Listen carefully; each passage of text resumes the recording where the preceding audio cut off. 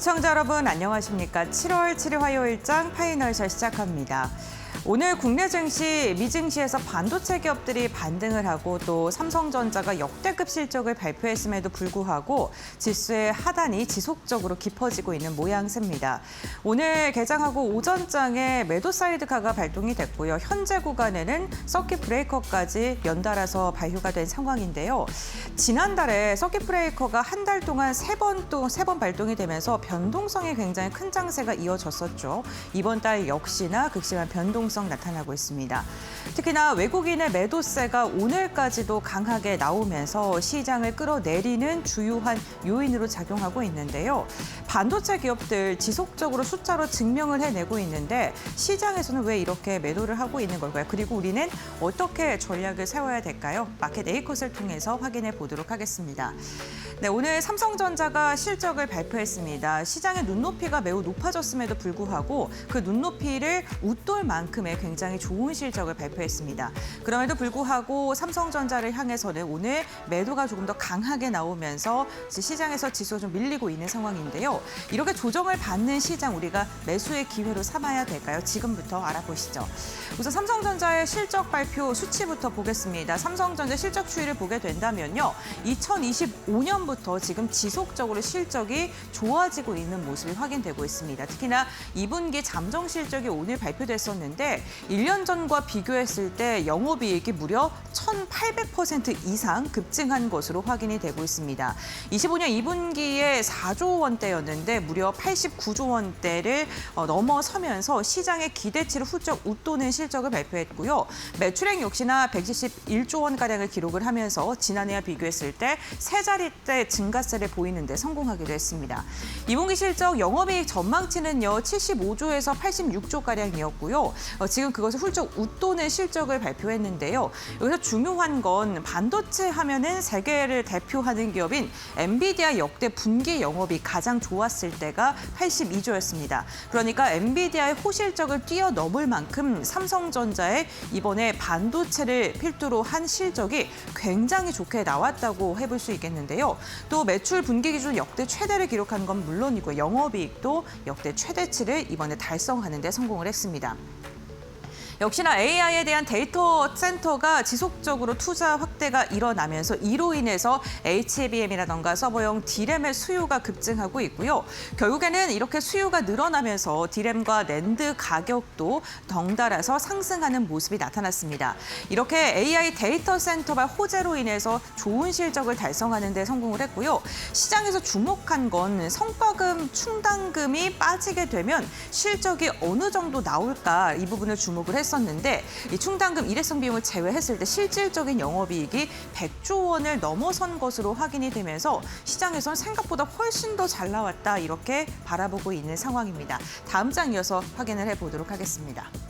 네, 메리츠증권에서는 삼성전자 2분기 잠정 실적 추정치 이 분야별로 좀 나눠서 분석 리포트를 오늘 내놓았는데요. 아무래도 잠정 실적이다 보니까 부문별로 실적은 나오지는 않았습니다.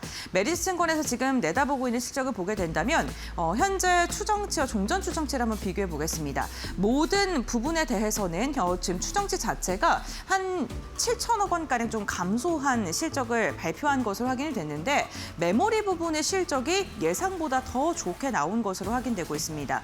메리츠증권은 증권사들 가운데서도 삼성전자를 굉장히 긍정적으로 바라보고 전망했던 그러한 증권사 중에 하나이고요. 파운드리 부분이 생각보다 조금 더 저조하게 나온 것으로 확인되고 있는데 한 2조가량 적자를 기록할 것이다라고 내다봤는데 지금 잠정 실적 추정치를 보니까 한 3조가량 적자를 할 것 같다라고 지금 전망을 하면서 1조가량 조금 더 빠질 것으로 지금 내다보고 있고요. 모바일 쪽이 여전히 좀 아쉬운 것으로 지금 전망하고 있습니다. 종전 추정치가 1조가량 적자였는데 1조 5천억 원가량 적자를 기록할 것으로 예상을 하고 있습니다. 하지만 메리츠증권에서는 이번 실적에 대해서 굉장히 좋게 바라보고 있는데요. 결국에는 삼성전자의 이런 주가를 끌어나가고 있는 힘은 파운드리나 모바일 부분이 아니라 메모리 부분인데 파운드리나 모바일 부분이 생각보다 좀 저조하더라도 메모리 부분이 잘 나오게 된다면 앞으로의 미래 성장성에 대해서는 오히려 더 긍정적으로 평가한다라고 이야기를 하면서 메모리의 사이클이 아직 끝나지 않았다고 평가를 하기도 했습니다. 그러면서 메모리의 공급 부족은 내년 4분기 2분기까지 최소한 지속될 것으로 전망을 했고요. 특히나 올해 4분기부터 내년 2분기까지는 이런 반도체 기업들의 가격 상승이라던가 물량 확대가 동시다발적으로 진행이 될 수 있기 때문에 이때 더 피크를 찍을 것이다라고 전망을 했습니다. 그래서 지금 단기적으로 실적이 나오고 나서 세론 현상이 나타나고 있고 주가가 조정을 받고 있는데 그것을 주목을 하는 것보다는 메모리 사이클의 위치에 주목을 해보자라고 코멘트를 달면서 지금 메모리 사이클 자체가 중간도 오지 않았다라고 평가를 하기도 했습니다. 다음 장 이어서 살펴보시죠. 하지만 모건 스탠리는 조금 더 보수적으로 시작을 내다봤는데요. 반도체, 특히나 삼성전자가 역대급 실적을 발표한 오늘 반도체에 대해서 조정이 예상된다라는 전망을 하면서 이제는 하이퍼스케일러를 좀 봐야 할 때다라고 코멘트를 달기도 했습니다. 메모리 업황에 대해서는 여전히 좀 긍정적으로 바라봤습니다. 하지만 변화율, 그러니까 앞으로 더 좋아질 그 상승폭에 대해서는 좀 지금이 정점인 것 같다라고 이야기를 한 것인데요. 업황의 하락 전환은 아니고 그리고 이거 자체가 지금 비수기로 돌아서는 건 아니지만 성장폭이 점점 더 둔화될 것이다라고 전망을 한 것입니다. 그러면서 D램 가격의 상승은 당분간은 더 지속될 가능성에 대해서는 긍정적으로 내다봤는데요. 하지만 지난해 대비 상승률을 비교했을 때 그 상승폭 자체는 점점 더 축소가 될 것이다라고 모건 스탠리는 내다본 것입니다. 그러면서 재고 정상화도 마무리 단계에 진입을 해 놓은 상황이기 때문에 결국에는 메모리 업황이 양호하지만 시장의 기대치, 높아진 눈높이를 충족시키기에는 점점 더 무리가 있을 것이다라고 내다본 것이고요. 결국에는 지금 메모리 관련된 기업들의 주가가 많이 상승한 것도 부담이다라고 전망을 했습니다. EPS의 추정치는 상향이 되고 있지만 정점에 근접을 했고요. 필라델피아 반도체 지수도 최근에 조금의 변동성이 나타나고 있죠. 고점 대비 두 자릿대 하락이 나왔다는 것. 하지만 메모리 업황이 여전히 양호하기 때문에 이제는 반도체 관련된 기업들을 보는 것보다는 하이퍼스케일러로 주목해야 된다라고 이야기를 했습니다. 그러면서 아마존이나 마이크로소프트, 메타와 같은 기업들, 그동안 상대적으로 소외를 받았던 이 종목들이 이제는 시장을 주도할 가능성이 있다라고 전망을 한 것이고요. 결국에는 여전히 업황이 긍정적이기 때문에 AI 캐펙스를 지속적으로 투자를 할 것인지 지금 캐파 증설이 나타날 것인지 이 부분을 좀 주목해야 된다라고 이야기를 하고 있으니까요. 이제 시장의 좀 뷰를 하이퍼스케일러 쪽으로도 좀 이동을 해보시는 것도 좋겠습니다. 특히 메모리 업황을 주도하고 있는 가장 큰 이유 중에 하나가 메모리 가격의 상승을 좀 눈여겨보셔야 될 것 같은데요. 트렌드포스 같은 경우에는 올해 3분기, 2분기 대비 메모리 가격이 10%가량 더 추가 상승될 것이다라고 이야기를 하고 있고요. 중국에서도 삼성전자가 D램 가격을 상승을 하는 그러한 움직임이 보이고 있다라는 보도가 나오고 있는 상황입니다. 이렇게 메모리 가격이 또 추가적으로 인상이 되는 이유는요. 우선 AI 데이터 센터에 대한 투자 확대를 3분기까지 지속을 할 것으로 예상되고 있고요. 메모리 공급 부족이 내년까지 이어질 가능성이 큰 상황이기 때문입니다. 그렇기 때문에 이렇게 주가가 단기적으로 조정을 받더라도 메모리 기업들에 대한 업황은 여전히 유효하다라고 평가를 하고 있는 상황이기도 합니다.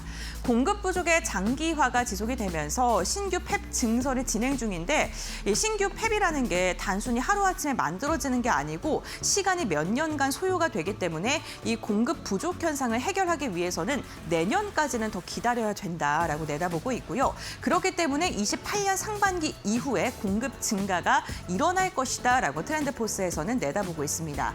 여기에다가 글로벌 IB인 UBS 또한 D램 공급의 부족이 내후년 2분기까지 지속적으로 진행될 것이다라고 이야기를 하고 있으니까요. 지금 글로벌 시장에서는 D램 부족이 내년은 4분기까지는 이어질 것이고 내후년까지 지속될 가능성까지 거론되고 있다는 점은 참고를 해보시면 좋을 것 같습니다. 결국에는 수요의 증가는 지속적으로 진행되는데 공급이 따라가지 못하는 구조로 진행이 되고 있기 때문에 메모리의 가격 상승은 당분간 더 이어질 것이라는 것. 그렇게 된다면 삼성전자와 SK하이닉스의 영업이익의 추정치는 더 상승될 수밖에 없다는 점도 기억해 두시면 좋겠습니다. 오늘 삼성전자가 실적을 발표를 하고 나서 증권가에서 지금 몇 곳에서 리포트를 내놓았는데 좀 강력한 멘트를 쓴 증권사가 있어서 뽑아왔습니다. 대신증권에서는 체급의 위력이라는 제목을 달면서 삼성전자에 대해서 줄일 때가 아니라 늘릴 때다라고 표현을 했는데요. 목표 주가는 56만 원을 유지하겠다라고 이야기를 했습니다. 대규모 성과급 충당금 반영이 됐음에도 불구하고 역대급 호실적을 발표한 부분을 대신증권 역시나 좀 긍정적으로 바라봤고요. 국내에서 최대 체급을 갖고 있고 이 기반으로 한 체력을 이번에 또 확인을 했다는 점을 매우 긍정적으로 평가를 했습니다. 디램 판매량은 전분기 대비 10% 증가를 추정을 했고요. 특히나 영업이익이 이런 일회성 부분을 제외했을 때 100조를 넘어설 것이다라고 대신증권도 내다봤습니다. 그러면서 삼성전자의 주가가 상승할 요인을 세 가지로 좀 분석을 했는데요. 먼저 첫 번째로는 자사주 매입 재개에 대한 가능성을 이야기를 했습니다. 성과급을 보상하기 위해서 자사주 매입의 가능성이 있고 이렇게 자사주를 매입하는 게 주가의 하단을 받쳐주는 요인으로 작용할 것이다라고 내다봤고요. 두 번째로는 HBM의 가격 인상입니다. 내년에 HBM의 가격 상승률이 올해와 비교했을 때 무려 91%가량 상승할 수도 있다라고 이야기를 한 점 좀 주목해 보시면 좋겠고요. 이렇게 메모리 부분뿐만 아니라 비메모리나 세트 같은 경우에도 올해보다 내년에 더 좋을 것으로 내다봤는데 비메모리는 성과급을 제외했을 때 이제 점진적으로 흑자 전환이 가능할 것으로 내다봤고요. 여기에다가 여러 가지 HBM뿐만 아니라 다양한 메모리, 비메모리 부분에서도 신규 수주에 대한 기대감, 또 세트 부분에 있어서는 로봇과 같이 신사업 성장 동력을 확보하고 있기 때문에 이쪽에서 좀 긍정적인 실적의 가시화가 될 것이다라고 내다보면서 대신증권에서는 삼성전자를 지금 사야 될 때다라고 이야기를 했다는 점도 참고를 해보시면 좋겠습니다. 네, 이렇게 오늘 증권사들에 대한 이야기 뷰를 한번 확인을 해봤는데 결국에는 증권사들 전반적으로 봤을 때 반도체 시장에 대해서 긍정적인 평가를 하고요. 여전히 좀 조정 시에는 우리가 좀 더 눈여겨봐야 된다라고 코멘트를 달았다는 점 참고를 해보시면 좋겠습니다. 지금 이 시장 자체가 반도체 기업들에 대한 기대감이 높은 상황입니다만 그럼에도 불구하고 그 높아진 눈높이를 충족시킬 만한 실적을 발표했다는 점 참고해 보시면서 너무 오늘 흔들림에 겁먹거나 아니면 불안해하지 마시고 조금 더 여유롭게 시장을 바라보시는 것도 좋겠습니다. 이렇게 마켓데이컷 마무리하도록 하고요. 그렇다면 이 시간 우리 시장 어떻게 움직이고 있는지 살펴보도록 하겠습니다. 박세람 아나운서가 전해드리겠습니다. 좋은 뉴스에 시장이 웃지 못하고 있습니다. 삼성전자가 호실적을 발표했음에도 불구하고 반도체 투톱이 급락세를 보이고 있는데요. 여기에다가 레버리지 상품에 대한 이 매매가 변동성을 키우고 있다라는 이야기까지 나오고 있습니다. 오늘 시장 정말 변동성이 큰데요. 그렇다면 현재 시장 어떻게 흘러가고 있는지 확인해 보도록 하겠습니다. 먼저 코스피 지수 흐름부터 확인해 보시죠. 오늘 장 초반에 코스피가 8,000피를 내려놓으면서 매도 사이드카가 발동이 됐습니다. 올해 16번째라고 하는데요.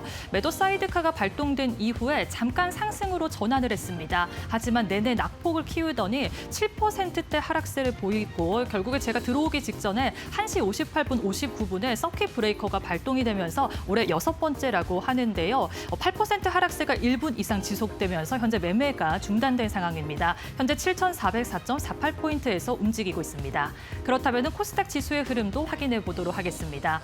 오늘 코스닥 지수도 내림세를 보여주고 있습니다. 그래도 코스피보다는 낙폭이 깊지는 않은데요. 오늘 코스닥의 초반에는 반도체 소부장과 그리고 파운드리 관련 기업들이 좋은 상승세를 보였습니다. 하지만 반도체 투톱이 급락세를 보이면서 반도체 소부장도 결국에는 힘을 잃었고요. 현재 3.95% 내림세 보여주면서 813.75포인트에서 움직이고 있습니다. 그래도 오늘 제약바이오 단으로는 수급이 잘 들어오고 있고요. 이틀 연속으로 엔터주와 화장품주, 게임주들은 나름 시장에서 선방하고 있다는 점 특징적입니다. 그렇다면 수급 상황 확인해 보도록 하겠습니다. 코스피 매매 동향 확인해 보시죠. 오늘 개인만이 순 매수세 보여주면서 3조 5천억 원가량 이 대량으로 물량들을 사들이고 있는데요. 외국인이 거의 그대로 뱉어내고 있습니다. 3조 3천억 원 가까이 물량들을 덜어내고 있고요. 기관은 오늘 방향성을 탐색하면서 매도 폭이 그렇게 크지는 않습니다. 2,200억 원대 물량들을 매도하고 있고요. 오늘 외국인이 삼전닉스를 대량으로 매도를 하고 있는 반면에 기관들은 저가 매수를 하고 있다는 점 확인하셔야겠습니다. 그렇다면 코스닥에서도 매매 동향 확인해 보도록 하겠습니다. 이틀 연속으로 코스닥에서 메이저 주체들의 수급이 잘 들어오고 있습니다. 외국인이 2천억 원가량 물량들을 사들이고 있고요. 기관도 748억 원대 물량들을 사들이고 있는데요. 반면에 개인은 순매도세 보여주면서 2,600억 원대 물량들을 팔아치우고 있다는 부분 확인할 수가 있겠습니다. 그래도 오늘 외국인과 기관이 반도체 소보장을 중심으로 저가 매수를 하고 있고요. 2차 전지에서 몸집이 큰 종목들을 담아내고 있다는 점 체크하셔야겠습니다.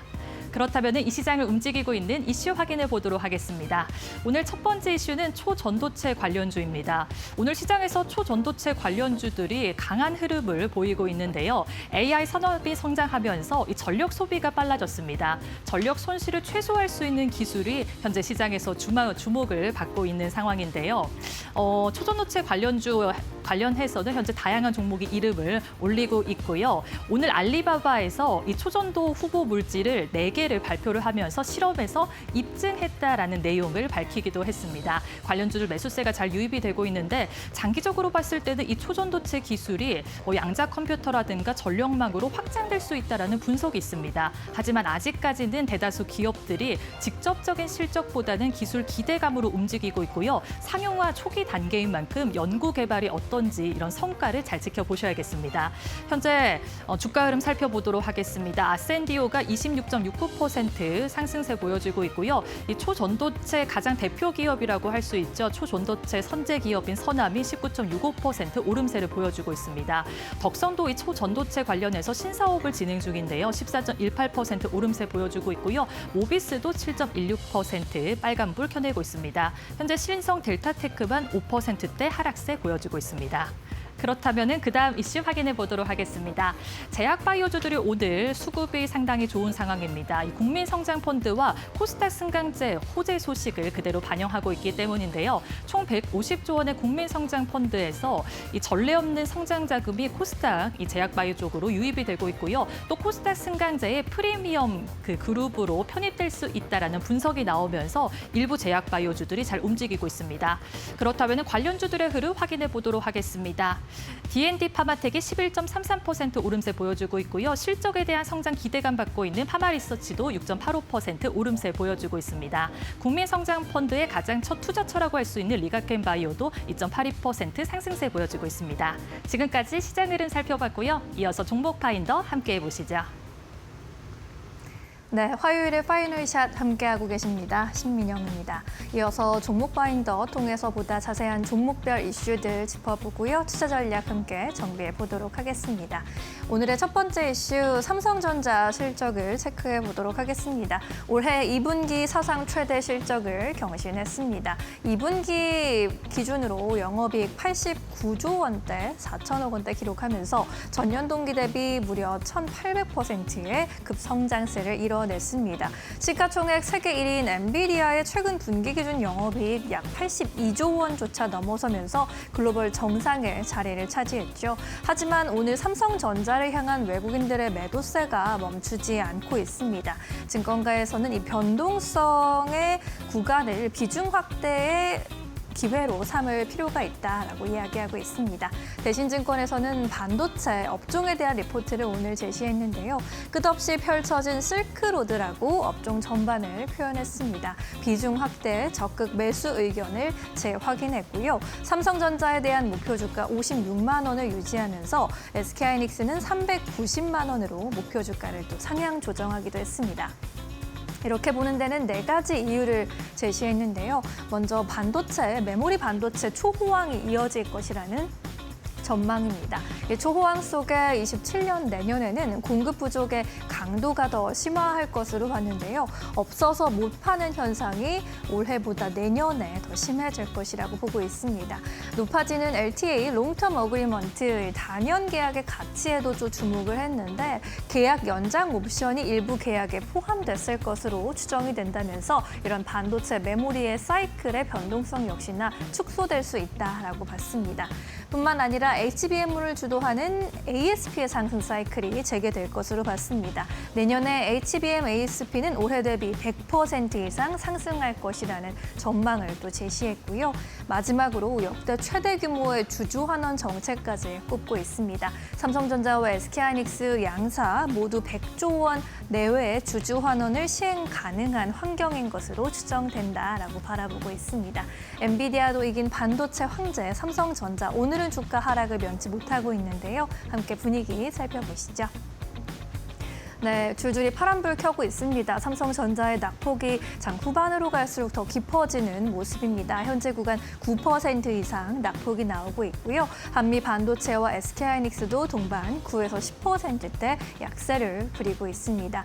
오늘 코스닥 안에서 원익 IPS, 테스 같은 종목들도 낙폭 깊게 확인되고 있고요. 테스의 경우에도 13%대 급락세 13만 8,500원 선 지나가고 있습니다.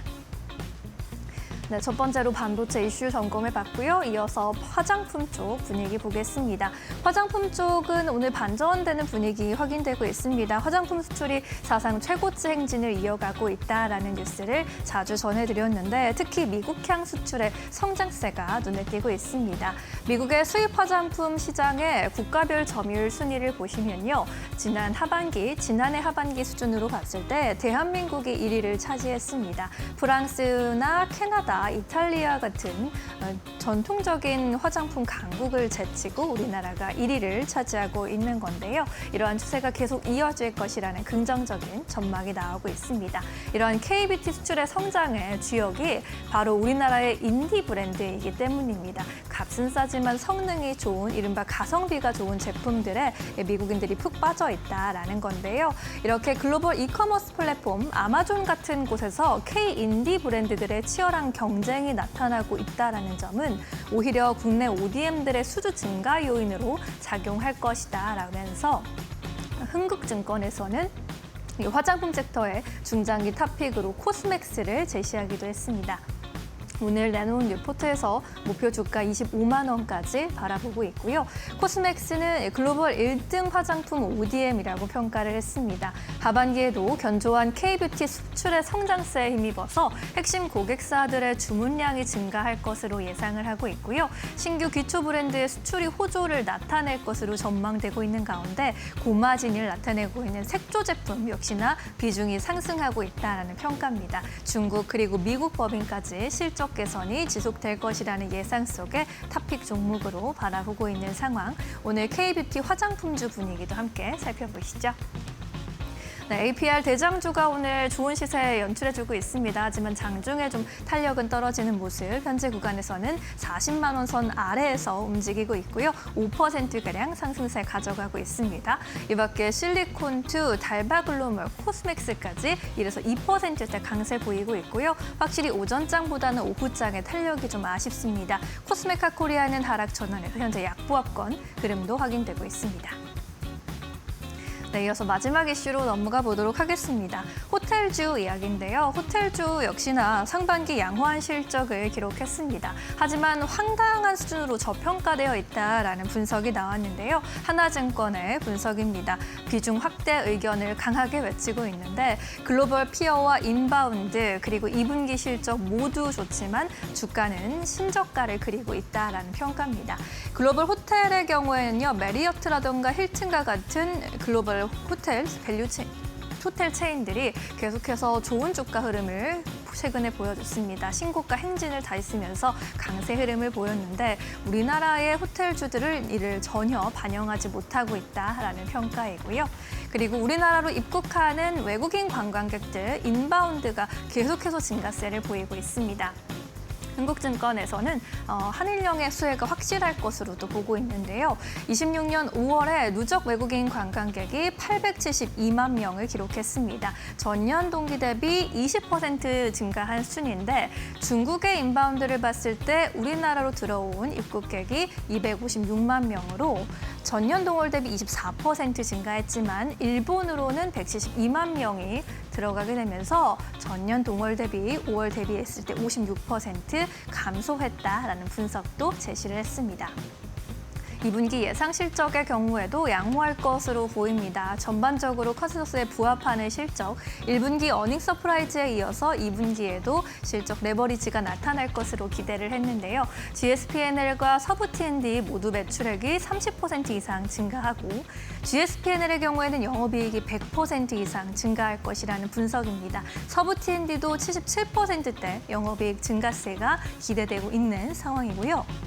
객실 점유율과 평균 객실 단가가 동반 상승하면서 높은 실적 레버리지가 예상된다라는 평가입니다.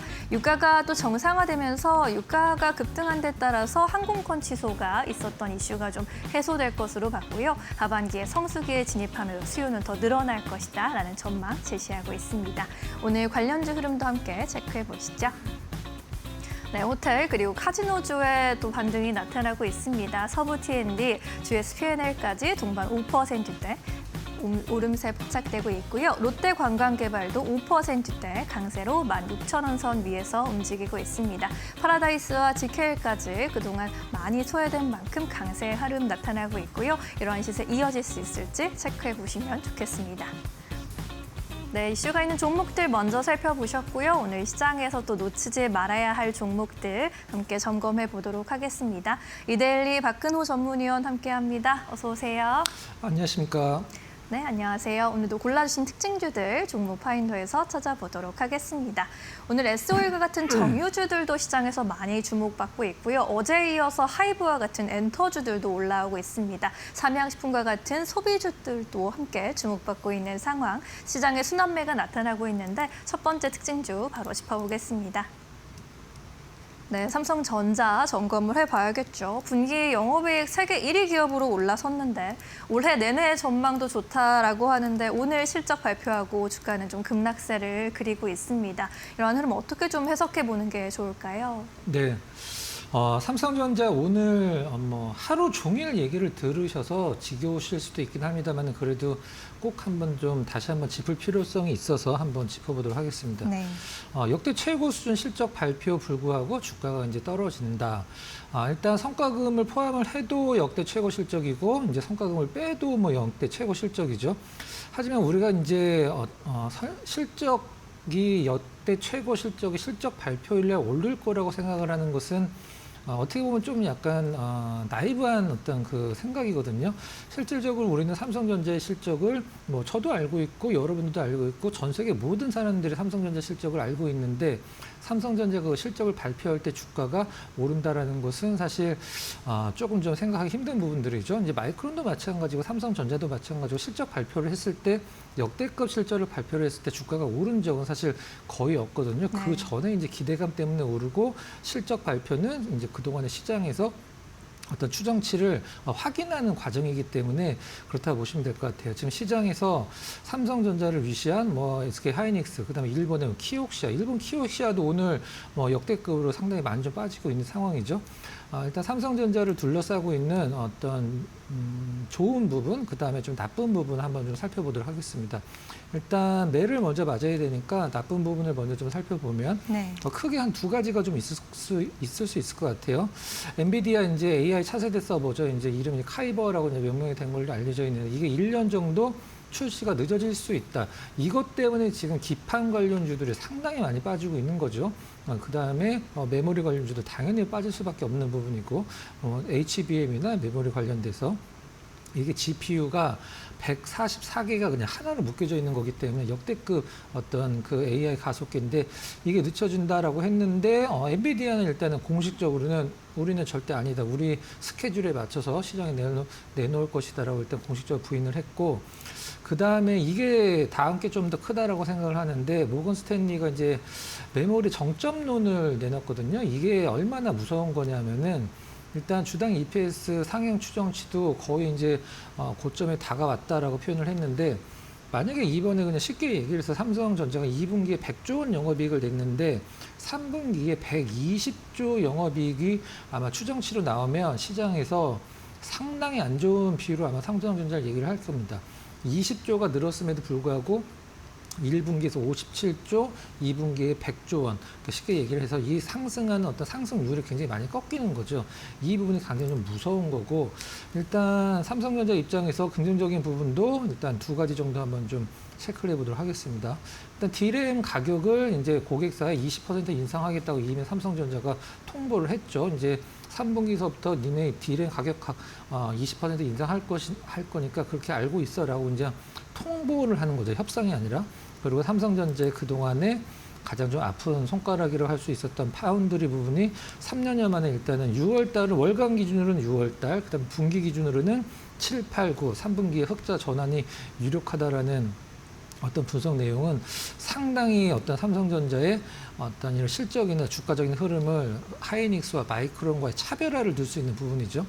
삼성전자는 그동안의 단점이 온리 메모리 이제 반도체 기업이 아니었기 때문에 어떤 하이닉스와 마이크론 대비해서 주가 흐름이 조금 약했다라고 하면은 마이크론과 하이닉스와의 차별성을 둘 수 있는 건 바로 파운드리죠. 이 부분이 이제 3분기에 흑자가 유력시 된다. 이게 가장 중요한 부분인 것 같아요. 자, 차트 좀 잡아주시면 제가 가장 중요한 거 개인적으로 생각하는 부분 말씀드려보도록 하겠습니다. 자, 보시는 화면 상당히 과거입니다. 2017년도와 2018년도의 삼성전자 흐름인데 월봉입니다. 역사적인 지금 반도체 슈퍼사이클을 2차 슈퍼사이클이라고 얘기를 하죠. 1차 슈퍼사이클은 2016년도서부터 2018년도까지 약 2, 3년 동안은 이제 1차 반도체 슈퍼사이클이라고 얘기를 하는데 여기서 제가 이제 설명드리려고 하는 부분은 삼성전자의 최고점은 2017년도에 나왔죠. 물론 그 뒤에 그 코로나 때문에 더 오르긴 했었습니다만은 2017년도 4분기에 최고점을 찍었고 그러면 역사적인 최고 실적은 언제 나왔냐?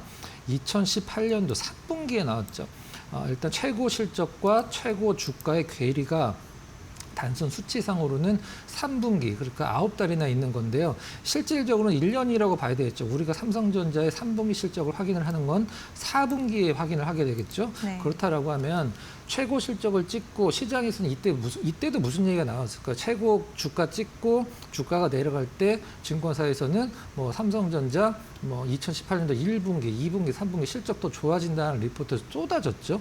근데도 주가는 계속적으로 내렸거든요. 여기서 가장 중요한 게 뭐냐면 최고 주가와 최고 실적의 괴리는 어느 기업이든지 상당한 텀을 둔다는 거죠. 전 세계에서 이게 최고 주가, 최고 실적을 딱 같은 분기에 맞추는 기업은 역사상으로 단 한 기업도 없었습니다. 네. 이번에 삼성전자 최고 실적이 2분기는 아니겠죠. 3분기도 아닐 겁니다. 디램 가격 올렸으니까.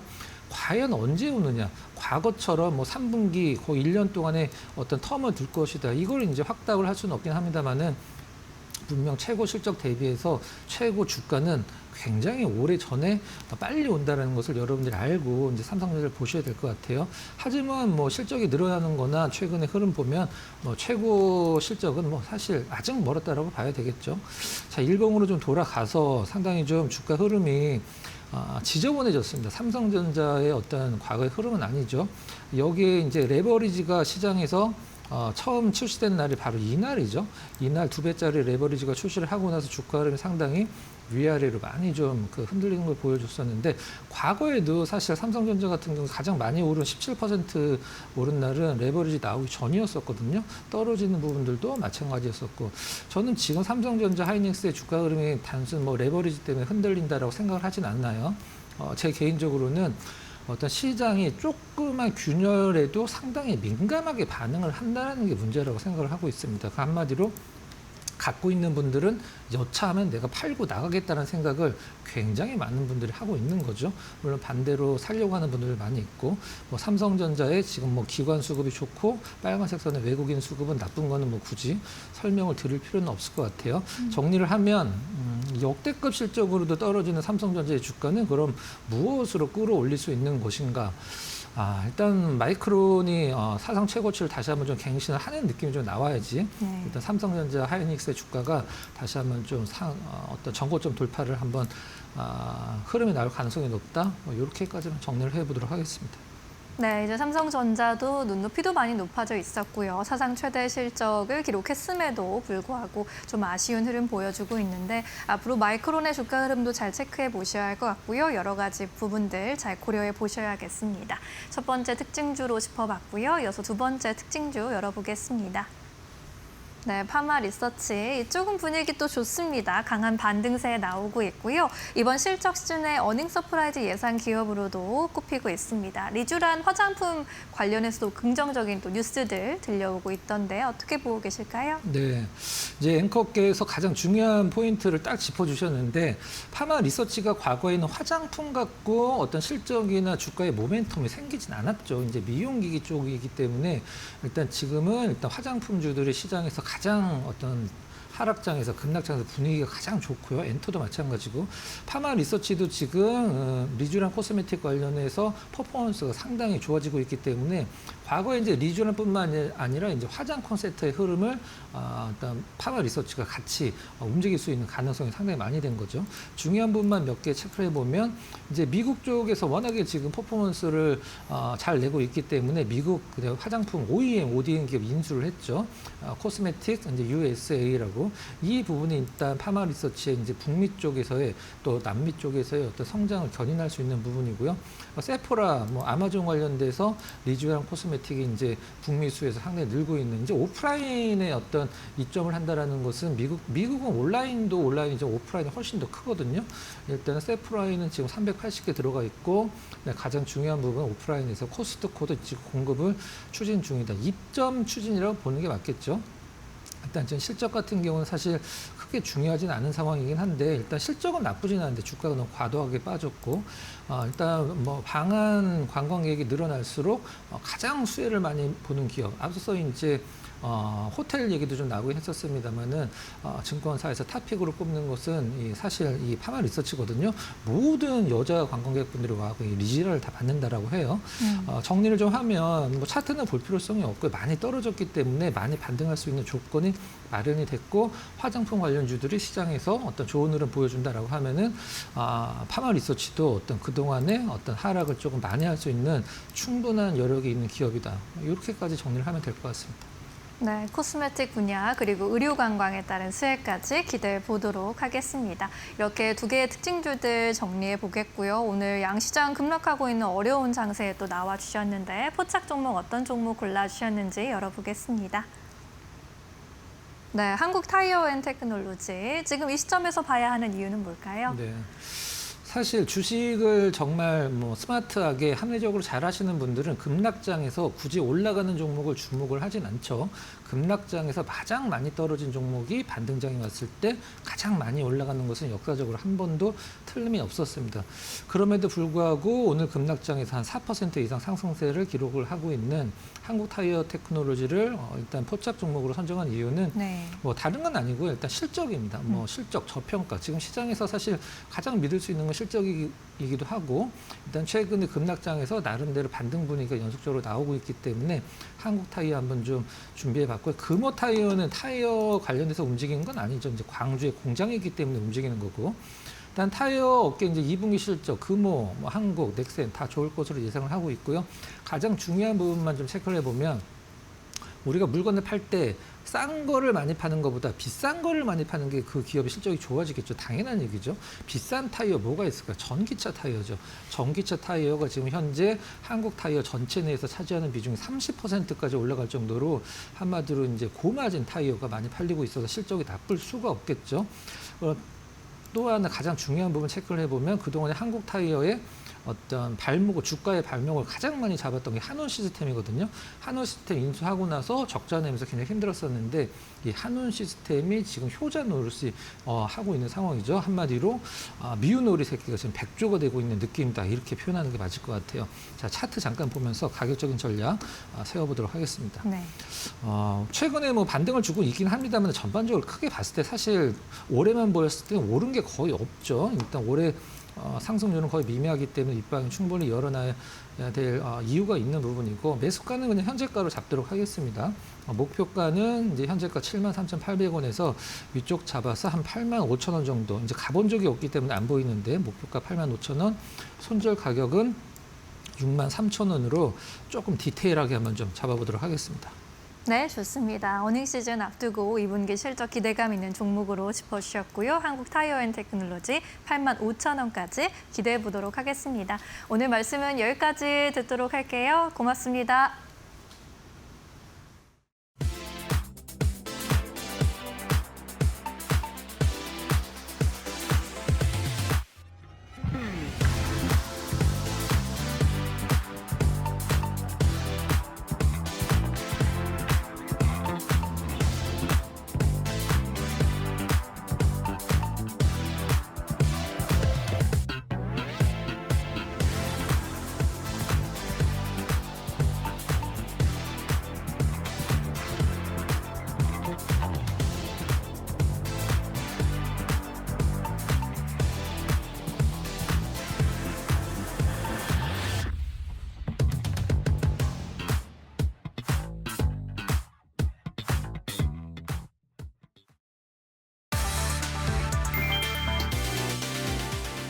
오늘부터 온라인 허위 조작 정보 대응을 위한 계정 정보통신망법이 시행된다. 유튜브와 인스타그램, X 등 하루 평균 이용자 100만 명 이상 대형 플랫폼은 허위 정보 신고와 처리 체계를 갖춰야 한다. 다만 정부가 직접 게시물의 진위를 판정하는 것은 아니다. 신고가 들어오면 플랫폼이 자체 기준에 따라 우선 판단하고 조치하게 된다. 가장 관심은 최대 10억원 과징금이다. 하지만 일반 이용자의 댓글 하나가 곧바로 처벌받는 구조는 아니다. 광고 등으로 수익을 얻는 정보 게재자가 법원에서 허위로 확정된 내용을 반복 유통하고 피해까지 발생한 경우에 적용될 수 있다. 단순 의견이나 비판, 정치적 주장 자체와 카카오톡 같은 사적 메시지는 규제 대상이 아니다. 문제는 허위 정보와 정당한 비판의 경계다. 신고 남발과 과잉 삭제를 막을 투명한 기준이 제도 시행의 핵심 과제가 될 전망이다.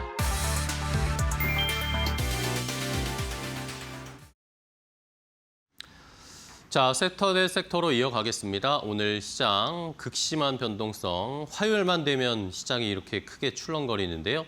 오늘도 코스피에서 서킷 브레이커가 발동이 됐다가 다시 지금 거래가 재개가 됐고 7,500포인트 선까지는 회복을 했는데 뭐 여전히 낙폭이 깊게 나타나고 있고 코스닥은 장 초반에는 오늘 굉장히 좋았는데 지금 코스닥도 함께 동반해서 하락하면서 여지없이 양시장이 좀 힘든 상황을 계속 겪고 있습니다. 자, 그럼 오늘 시장에서는 어떤 섹터가 이 어려운 시장에서도 잘 버텨주고 또 어떤 섹터가 좀 부진한지 섹터 대 섹터로 알아보도록 하겠습니다. 오늘은 보넥스트 투자자문 나연진 대표와 함께하겠습니다. 대표님 안녕하세요. 반갑습니다. 자, 나연진 대표님과 오늘 시장의 첫 번째 섹터 대 섹터 확인해 보겠습니다. 어떤 섹터가 올라가고 떨어지는지 바로 첫 번째 확인해 보시죠. 자, 일단 오늘 제약바이오 섹터가 그나마 좀 힘을 냅니다. 제약바이오도 사실 뭐 초반보다 상승 탄력이 많이 떨어졌는데 그래도 빨간불 켠 종목들이 코스닥에서 좀 눈에 보이고요. 반면에 하락하는 섹터는 오늘 역시 삼성전자, SK하이닉스 포함한 반도체, 뭐 AI 관련해서 올라왔던 것들은 오늘 전부 다 떨어지고 있습니다. 자, 그러면 일단 상승하는 좀 선방하는 섹터부터 살펴봐야 될 텐데요. 자, 대표님 오늘 뭐 삼성전자 하이닉스가 뭐 속절없이 무너지고 있는 상황인데 이러면서 이제 오늘 시장의 특징은 조금 이제 AI나 반도체에 집중돼 있던 것들이 좀 다른 소외됐던 업종으로 좀 쏠리는 것 같아요. 제약바이오도 그런 취지로 봐야 될까요?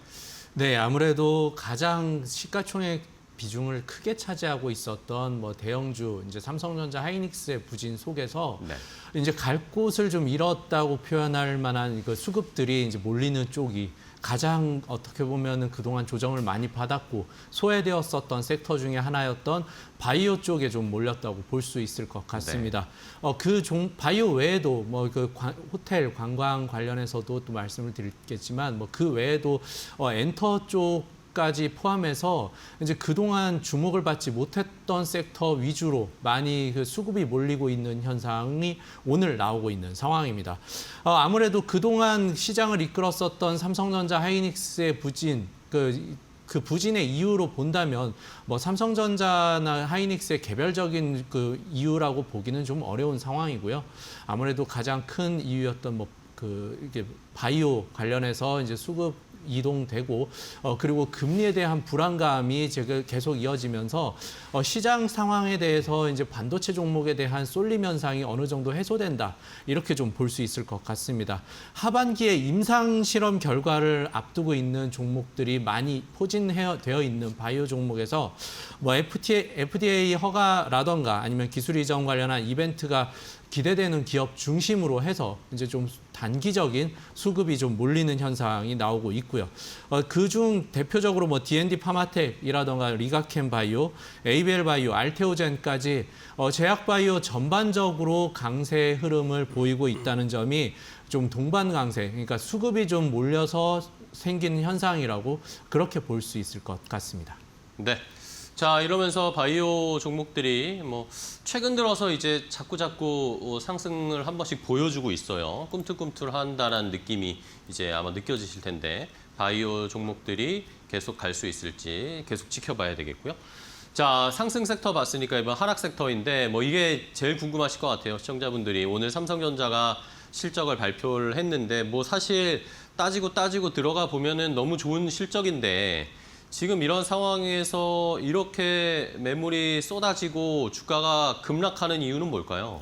네, 오늘 꼭 말씀드리고 싶었던 섹터, 이제 반도체 관련한 섹터인데요. 아무래도 삼성전자 최대 실적이 발표된 이후에 뭐 차익 실현 매물이라고 하기에는 좀 그 강도가 좀 센 영향이 있습니다. 한 두 가지 정도로 이 하방 압력에 대해서 분석을 해보자면 뭐 첫 번째로는 삼성전자의 실적 발표를 면밀히 따져볼 경우에 그중에서 디램과 낸드 가격의 상승률을 차이에 있겠습니다.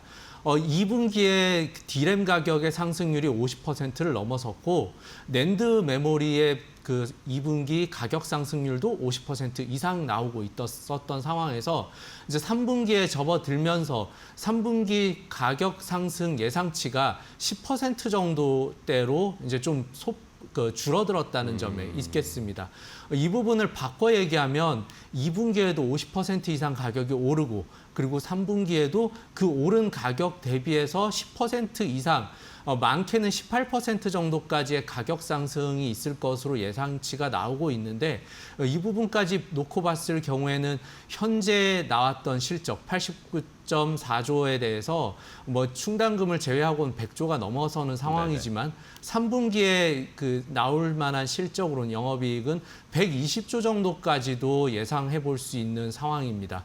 물론 그 전에는 이제 삼성전자만 놓고 봤을 땐 HBM에 대한 그 수출 본격화 그리고 디램과 낸드 가격의 상승이 2분기에 이어서 3분기에도 올라간다는 점까지 감안을 했을 때 상당 부분 역대 최대 실적을 계속해서 경신할 것으로 예상이 나오고 있지만 이 부분에 대해서 이제 가격 상승률이 조금은 정체될 수 있다는 우려, 이 부분으로 인해서 이제 시장이 좀 과민하게 반응하는 것이 아닌가 이렇게 생각해 볼 수 있겠고요. 그리고 또 한 가지 중요한 부분이 환율에 대한 문제입니다. 외국인 수급이 오늘도 계속해서 매도세가 강하게 나오고 있는 상황에서 환율 관련한 부분이 좀 가장 중요하게 또 영향을 미치고 있다고 볼 수 있겠습니다. 아무래도 우리나라의 금리 인상에 대한 부분은 아직까지 가이드가 나오지 않은 상황에서 미국은 물가 지표로 인해서 이제 금리 인상이 좀 임박했다라는 뉴스가 계속해서 나오고 있는 상황에서 원화의 약세를 되돌릴 만한 어떤 트리거가 없다는 점이 환율에 대해서 계속해서 약한 영향이 이어지고 있다고 볼 수 있겠습니다. 이 환율이 약할 때 생길 수 있는 가장 큰 이유가 주식시장에서의 외국인 매도세, 연속적인 매도세가 될 텐데 이 부분을 또 되돌릴 수 있는 상황, 그 트리거 또한 없다는 점이 오늘 삼성전자의 좀 약세로 나타낼 수 있겠습니다. 다만 그 실적을 분석해 본 결과로 봤을 때 파운드리에서 삼성전자가 6월 흑자 전환을 했다는 부분, 그리고 하반기에 파운드리의 투자가 확대되면서 파운드리에서의 실적이 흑자 전환이 계속해서 이어질 수 있다는 점까지 기대를 해본다면 지금 일시적으로 생길 수 있는 하락세가 어디까지 이어질지는 장담할 수 없겠지만 하반기까지의 3분기 그리고 4분기까지의 올해 실적까지 놓고 봤을 때 연간 영업이익률 대비해서 PER이 선행 PER이 한 7배 이하로 다시 한번 내려온 상황입니다. 주가가 그 선행 PER 기준으로 7배 이하로 내려왔을 때는 그 가격 기준이 20만 원 후반대, 28만 원에서 29만 원 정도 사이이기 때문에 여기에서의 다시 한번 30만 원 이상의 돌파 가능성은 하반기까지 길게 놓고 본다면 충분히 가능성을 좀 높여볼 수 있다는 점까지 감안해서 하락 섹터를 분석해 볼 필요가 있어 보입니다. 네, 알겠습니다. 자, 이렇게 삼성전자의 실적에 따른 시장의 반응 한번 분석을 해봤는데 첫 번째는 말씀해 주신 것처럼 이 메모리 가격의 상승률이 이제는 피크를 찍고 정점으로 도달할 가능성, 거의 왔다라는 가능성들이 시장을 누르고 있고 역시 환율이 외국인들도 삼성전자 하이닉스 수익을 많이 받는데 환율이 계속 높은 상황이니까 이것을 어쨌든 차익을 맞추기 위해서는 지금 매도할 수밖에 없는 상황이다라는 것이 계속 누적되고 있습니다. 이게 어떤 변화의 트리거가 좀 생겨야 되는데 아직까지는 좀 명확하지 않네요. 자, 그러면 섹터 대 섹터 이렇게 쭉 봤는데 이 중에서 그래도 바이오 쪽으로 오늘은 좀 볼게요. 바이오 쪽에 어떤 종목을 좀 살펴보면 좋을까요? 오늘 시장에서. 네, 오늘 바이오에서 가장 강한 종목이라고 한다면 아무래도 D&D 파마텍이 네네. 될 것으로 보입니다. D&D 파마텍 같은 경우에 5월 말 정도에서도 임상 결과가 양호하게 나오면서 실적 발표 외에도 이제 기술 수출에 대한 기대감을 계속해서 받고 있는 상황입니다. D&D 파마텍의 주요 파이프라인이라고 한다면 그 메쉬 치료제가 첫 번째가 될 텐데요.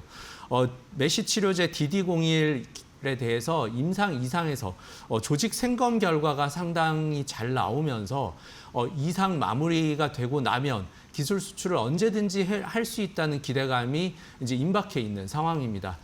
비슷한 그 약을 개발하고 있는 상황에서 볼 때 지금 DD01 외에도 보스턴 파마 같은 경우도 지금 현재 같이 개발을 하고 있는 파이프라인이 있지만 DD01이 가지고 있는 조직 생검 결과 위약 대비 그 효과로 본다면 30% 이상이 되면서 현재로서는 가장 메쉬 치료제에서는 기술 수출이 기술 이전이 임박해 있다고 평가가 나오고 있는 상황입니다.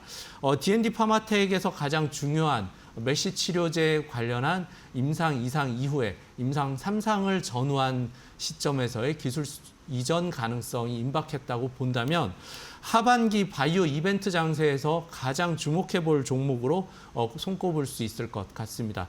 그런 측면에서 D&D 파마텍으로 수급이 집중되고 있는 상황이고요.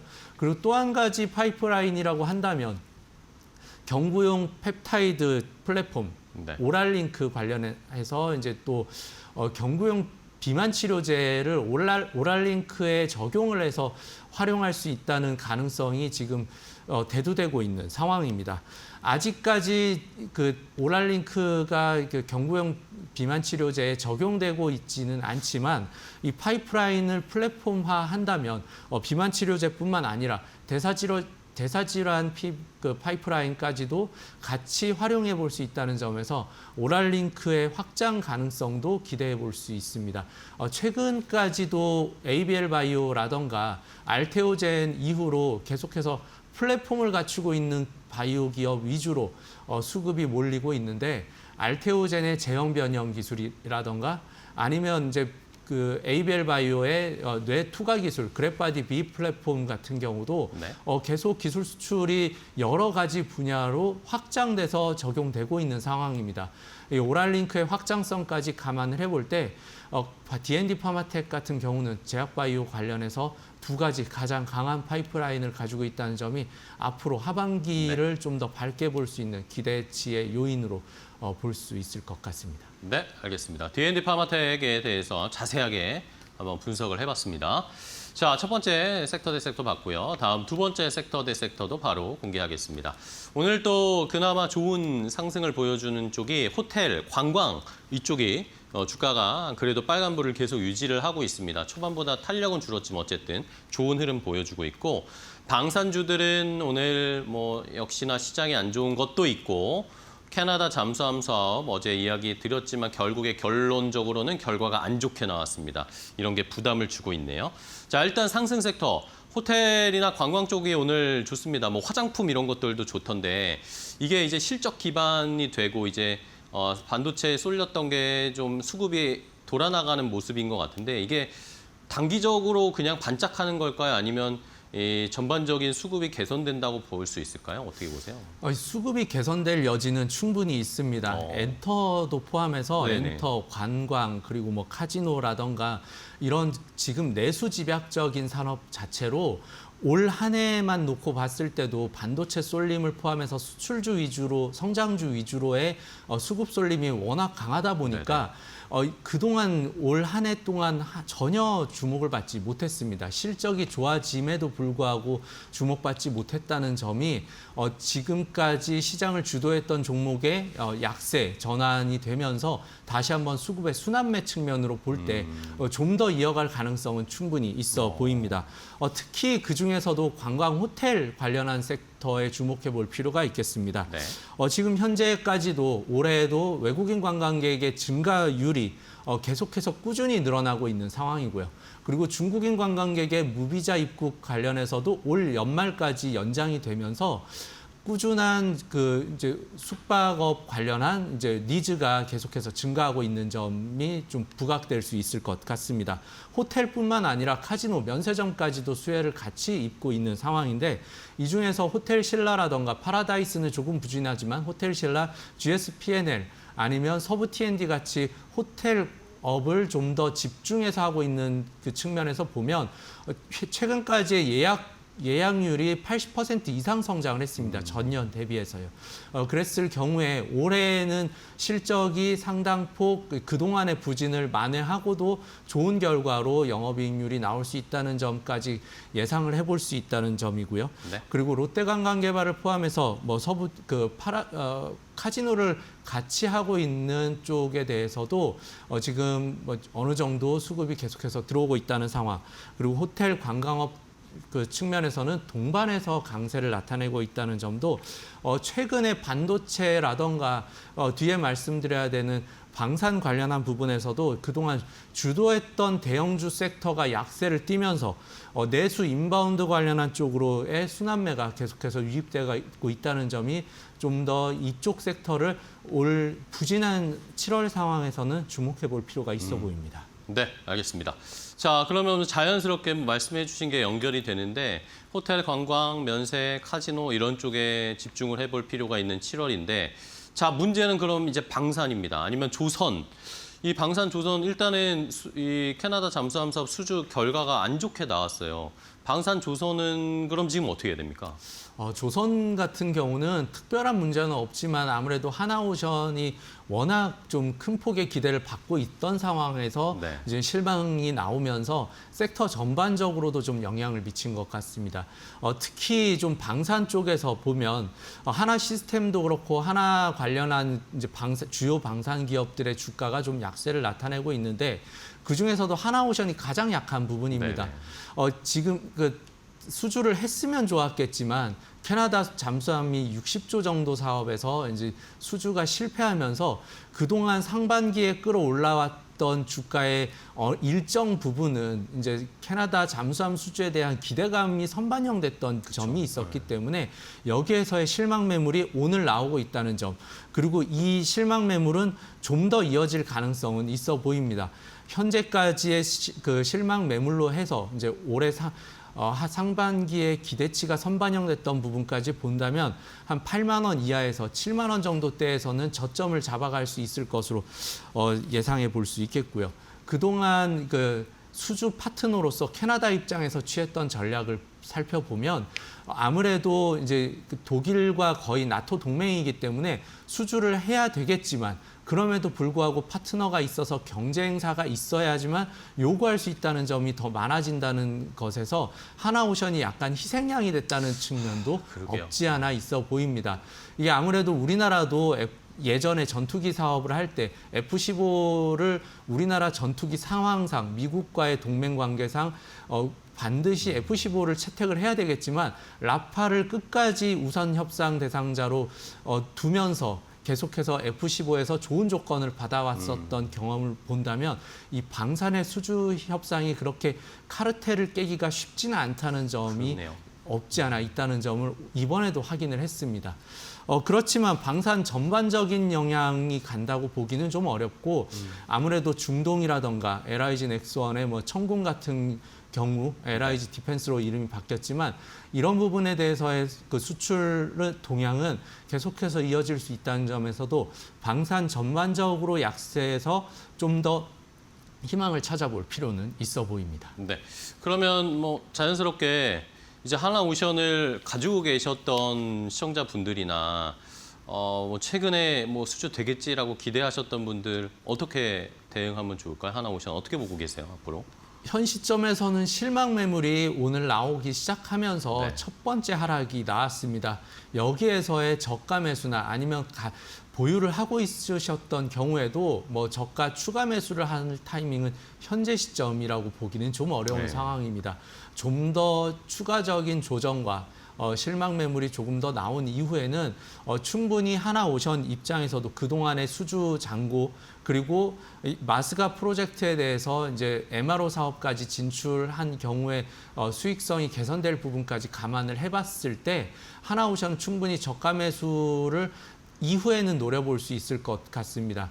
다만 지금 당장에 나올 수 있는 실망 매물과 기간 조정을 어느 정도 거쳐야 되기 때문에 빠른 추가 매수 전략보다는 좀 더 기다린 이후에 조정이 좀 더 확인된 후에 해보시는 것을 좀 말씀드리고 싶습니다. 네, 알겠습니다. 자, 한화오션에 대한 대응 방법까지 알아봤습니다. 어쨌든 오늘은 저희가 마음의 상처를 입었으니까 이게 좀 회복되는 기간이나 시간이 필요할 것 같습니다. 하나오션 그 후에 이제 미국 쪽에 우리가 좀 더 집중하면서 MRO나 마스카 프로젝트의 모멘텀을 받을 수 있을지 그 기회를 한번 잘 포착해봐야 되겠습니다. 자, 섹터 대 섹터 오늘 나연진 대표님과 함께했는데요. 대표님 오늘 또 좋은 전략, 종목까지 소개해 주셔서 감사하고요. 다음 시간에 또 뵙겠습니다. 대표님 고맙습니다.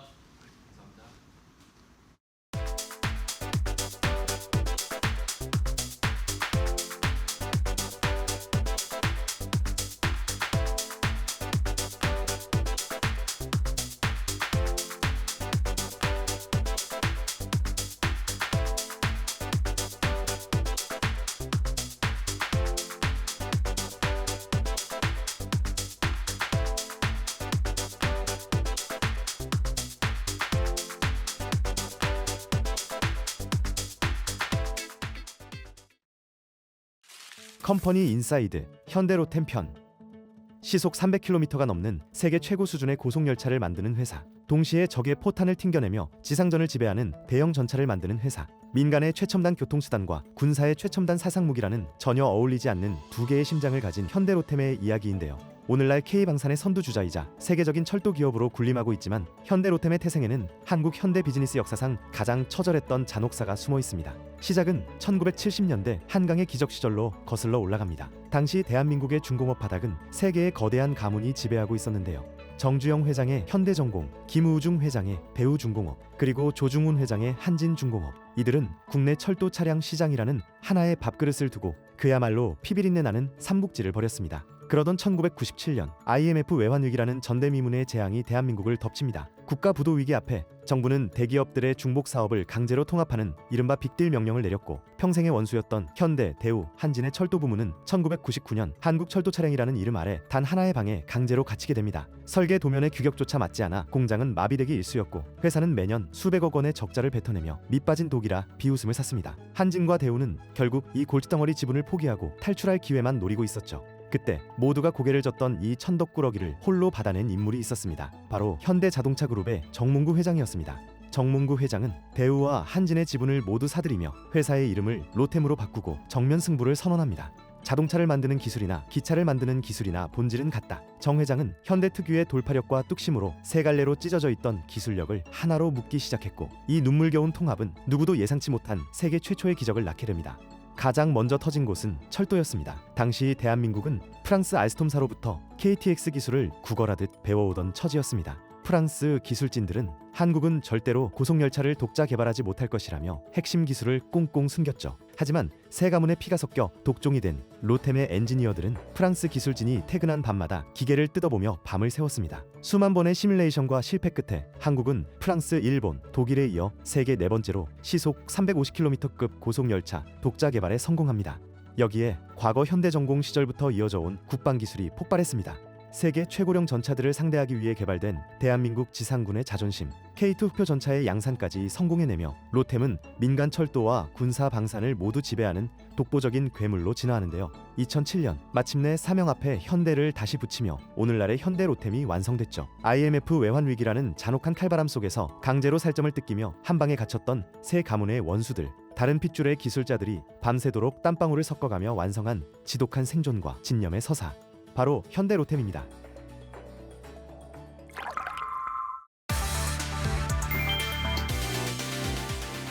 이재명 정부가 호남권 반도체 클러스터 조성 부지로 광주 군공항을 사실상 낙점했다. 정부는 약 290만 평 규모의 부지 확보가 가능하고 공항 부지 특성상 평탄화가 이미 이루어져 공사 기간을 줄일 수 있다는 점을 주요 강점으로 꼽았다. 광주 도심과 KTX역 접근성이 좋고 도로 공항 항만을 연계한 물류 여건도 갖춘 만큼 연구 인력 확보와 정주 환경 조성에 유리하다는 판단이다. 정부는 대통령 주재 민관합동 점검회의를 매달 열고 청와대 전담기구를 통해 부처 간 이견 조정과 사업 진도 관리를 직접 챙기기로 했다. 용인 반도체 클레어스터도 속도전에 들어간다. 기업들이 계획한 펩 10기 투자를 앞당길 수 있도록 토지 보상과 전력 용수 공급 일정을 최대한 단축하겠다는 방침이다. 다만 광주 프로젝트는 군공항 이전 절차가 핵심 변수다. 이전 후보지 선정과 주민 수용성, 전력 용수 확보, 주거 교통, 교육 인프라 구축까지 해결해야 할 과제가 적지 않다. 부지 선정은 마무리 단계에 들어섰지만 실제 반도체 공장 가동 시점은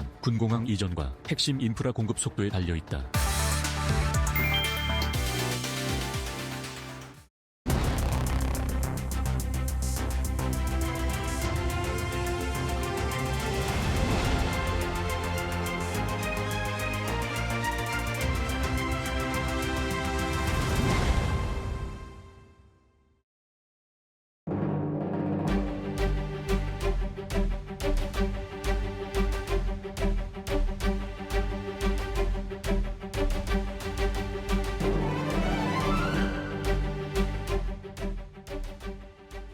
네, 시장 이야기 시간으로 이어가 보도록 하겠습니다. 이번 달 역시나 우리 시장의 변동성은 매우 극심합니다. 오늘은 사이드카에 이어서 서킷 브레이커가 발동될 정도로 시장의 출렁임이 굉장히 컸고요. 저점을 딛고 지금 낙폭을 좀 축소하려는 코스피입니다만 여전히 힘은 부족한 상황이 이어지고 있습니다. 삼성전자 호실적이 발표됐음에도 불구하고 시장은 여전히 불확실성과의 좀 싸움을 하고 있는 것 같은데 이러한 시장 속에 우리가 어떻게 전략을 잡아야 되고 어떤 섹터를 주목해야 되는지 오늘 이 시간을 통해서 알아보도록 하겠습니다. 인사이트K의 배종찬 소장과 함께합니다. 안녕하세요. 안녕하십니까. 네, 반갑습니다. 삼성전자가 실적을 발표했는데 주가의 분위기는 그렇게 좋지는 않는 상황이 나타나고 있습니다.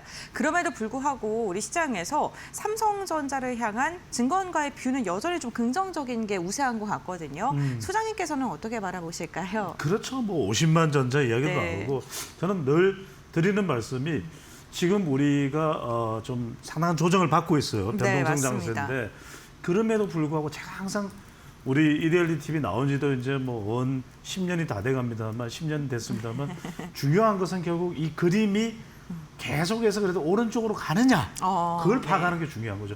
오른쪽 위쪽으로 가느냐 오른쪽으로 가되 오른쪽 밑으로 내려가느냐 이게 핵심이잖아요. 그죠? 그래도 계속 가면서 올라가기도 하고 내려가기도 하면 결국은 우리가 뭐 1년, 3년, 5년 이렇게 10년 그림을 봤을 때 조금씩이라도 계속 어떤 때는 또 가파르게도 오른쪽으로 올라가고 있다. 이게 중요한 것이고 이럴 때 가장 중요한 건 실적이 있느냐는 거죠. 그쵸. 그러니까 뭐 슈퍼 사이클이다 어쩐다 하지만 중요한 것은 실적이 나오느냐. 그 지표를 봤을 때 지금 우리 화면에도 보고 계십니다만 계속 올라가고 있어요. 이게 중요한 것 같아요. 1분기보다는 2분기의 실적이 더 좋다. 그러니까 2분기 같은 경우는 사실은 이 성과급, 이 직원들에게 주는 성과까지도 네. 머금은 이 영업이익이거든요. 그렇기 때문에 그만큼 대단한 거예요. 말 그대로 실적만 놓고 보면 엔비디아를 제쳤다. 맞습니다. 이런 이야기가 네. 나오는 것이거든요. 그러니까 이게 핵심이에요, 여러분들.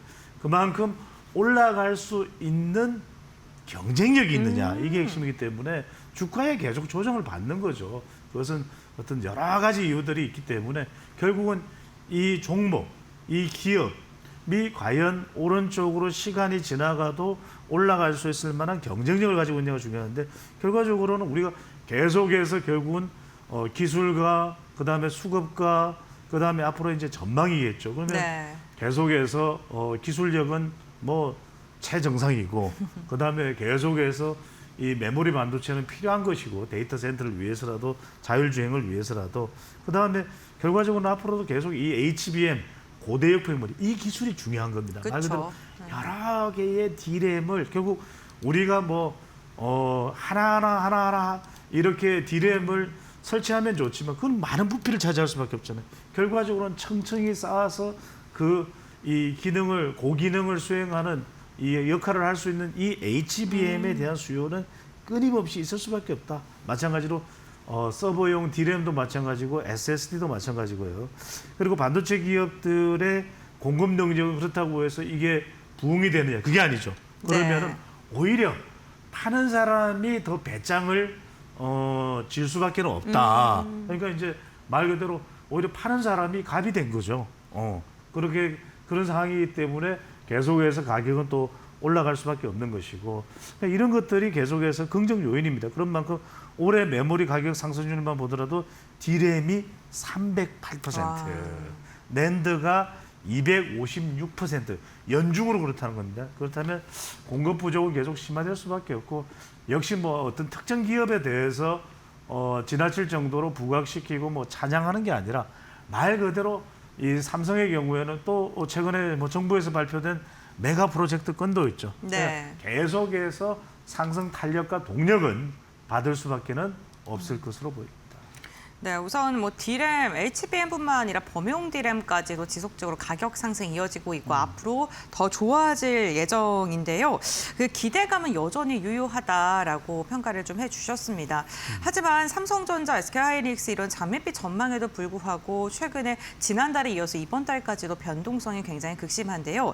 이렇게 변동성이 나오고 있는 대표적인 요인으로 지금 거론되고 있는 게 레버리지 단일 종목 ETF가 출시가 되면서 삼성전자, SK하이닉스뿐만 아니라 지수 자체를 조금 흔들고 있다 이러한 이야기들 나오면서 문제가 조금 제기가 되고 있거든요. 네. 그러면서 뭐 상장 폐지에 대한 가능성도 나오는데 네. 정말 상장 폐지가 될까요? 그래서 뭐 되기는 어렵죠. 사실 현실적으로는 그럼에도 불구하고 아니 뭐 잘 나갈 때야 네. 레버리지가 아니라 레버리지의 레버리지라도 뭐 네. 환영을 할 만한 일이죠. 하지만 이게 뭐냐면 삼전, 닉스 네. 이 두 종목에 사실상 이 레버리지 ETF가 몰빵이 되는 거잖아요. 이걸 우려하는 거예요. 우리가 이 포트폴리오 그다음에 이 투자 다변화를 이야기할 수밖에 없는 결국은 몰빵이 가져올 수 있는 엄청난 하이 리스크, 하이 리턴도 있지만 너무 위험한 거죠. 여기에 우리 젊은 세대들이 또 개미 투자자들이 빠져들 수밖에 없기 때문에 이 자금 유입을 보세요. 그러니까 네. 정말 순풍에 돛단 듯이 그냥 와르르 하고 들어와 버리는 거예요. 근데 이러다 보니까 이게 잘 되면 좋지. 그러니까 요즘에는 그냥 삼전 닉스 이름 안 붙이면 안 돼요. 지금 보십시오. 다 지금 화면에 보시듯이 AI 반도체 지금 뭐 아이들 이름까지도 뭐 AI로 지을 것 같아. 이제는 네. 개명을 해도 반도체로 지을 것 같아요. 네. 배 반도체, 김 반도체 이건 아닌 거죠. 그러니까 과하고 너무 지나친 것에 대한 이 경계 이거는 뭐 사실 틀린 이야기가 네. 아닙니다. 뭐든지 여러분들 그렇잖아요.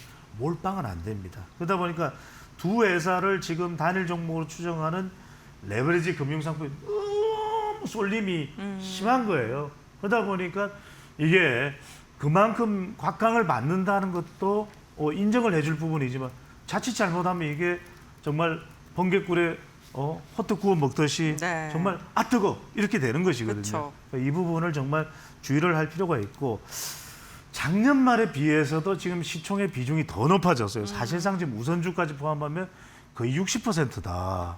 그러면은 이제는 이 경계심을 발동할 필요가 있는 겁니다. 아마 여러분들 그거 기억나실 겁니다. 조금 이건 다른 이야기인데 제가 그런 이야기 했던 거 기억날 거예요. 3년 전, 4년 전만 하더라도 우리 방송할 때 앞으로 금이 좋을 것이다. 변동성이 크기 때문에. 그런데 제가 1년 전부터는 금 투자에 조금 유의를 하시라. 네. 기억나실 거예요. 근데 지금 지난 며칠 사이에 금 뚝 떨어졌잖아요. 똑같은 이야기예요, 여러분들. 너무 한 곳에 다 집어넣고 있으면 그것으로부터 오는 이 위험은 더 높아질 수밖에 없다. 지금 거래대금 비중으로 보더라도 몰려도 너무 몰린 거죠. 한 30%가 같은 기간 동안에 올해 들어서 안 되던 것이 지금 보면은 최근 가까운 시점 뭐 지난달 말 기준으로 처음에 비교를 하더라도 거의 뭐 63, 4, 5%입니다. 그러니까 너무 이건 정말 모든 사람들이 삼성전자와 하이닉스만을 이야기하고 있기 때문에 지금 역대급입니다. 공포지수도 무려 90.8. 네. 그러니까 이런 부분들을 여러분들 우리가 뭐 비명을 지를 일은 아니지 않습니까? 그러니까 조금은 신중하라. 좋은 건 알아요. 좋은 건 맞아요. 하지만 조금은 신중할 필요가 있다라는 말씀을 드릴 수밖에는 없을 것으로 보입니다. 네, 레버리지 ETF 상품 같은 경우에는 방향성을 맞추더라도 손실이 발생하는 경우도 있기 때문에 더 주의해서 투자를 하셔야 된다라고 이야기를 좀 해주셨습니다. 앞서서 메가 프로젝트에 대한 이야기를 잠깐 언급을 해주셨는데 정부와 그리고 기업에서 정말 몇 천조 단위의 투자를 할 것이다, 이러한 이야기까지 나오고 있는데요. 이러한 메가 프로젝트 지금 기대감 속에서 올랐던 종목도 많거든요. 그렇죠. 시장에 좀 어떻게 영향 미칠까요? 아니, 그러니까요. 그러니까 우리가 메가 프로젝트에 지금 뭐 반도체 이야기도 나오고 AI 반도체도 피지컬 AI도 나오고 데이터 센터도 나옵니다만 여기서 우리가 역발상이에요. 그러면 그동안 주목받지 못했던 기업이나 종목이나 섹터 중에서 이 메가 프로젝트를 통해서 주목받을 수 있는 건 뭘까? 그동안에는 건설주가 얼마나 시큰둥했어요. 맞아요. 근데 따지고 보면 아니 이 모든 게 다 지어야 돼. 그렇잖아요. 그리고 또 중요한 게 뭡니까? 반도체만 하더라도 그러면 피지컬 AI는 반도체 안 들어갑니까? ESS 또는 이런 데이터 센터는 반도체 안 들어가요? 다 들어갑니다. 다 들어가요. 그럼 뭐냐? 지어야 돼. 이제는 건설주도 여러분들 볼 필요가 있고 차근차근 하나씩 말씀드리면 이제는 이 공장들을 다 짓고 나면 인력이요. 사람도 가지만 로봇이 필요할 수밖에 없습니다. 결국 그쵸. 로봇. 그다음에 수많은 이 공장을 돌리기 위해 이제는 엄청나게 이제 많아지는 겁니다. 전력이에요. 전력이에요. 원전, SMR. 이거 짓지 않고는요.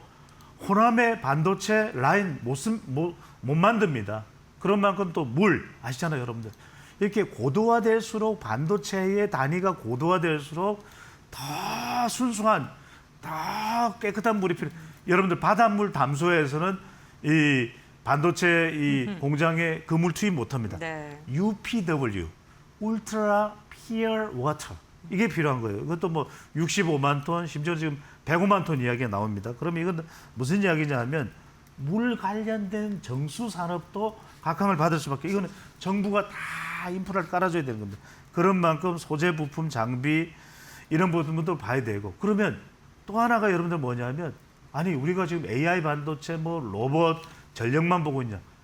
이른바 새만금, 전북 같은 곳은 새만금이 중심이 될 수밖에 없거든요. 아니 이번에 왜 우리 투자되는 건 이야기 안 해라고 이야기를 해서 뭐 전북 소해론도 나옵니다. 여기에는 현대차가 이 새만금 부지에 9조 원을 투입합니다.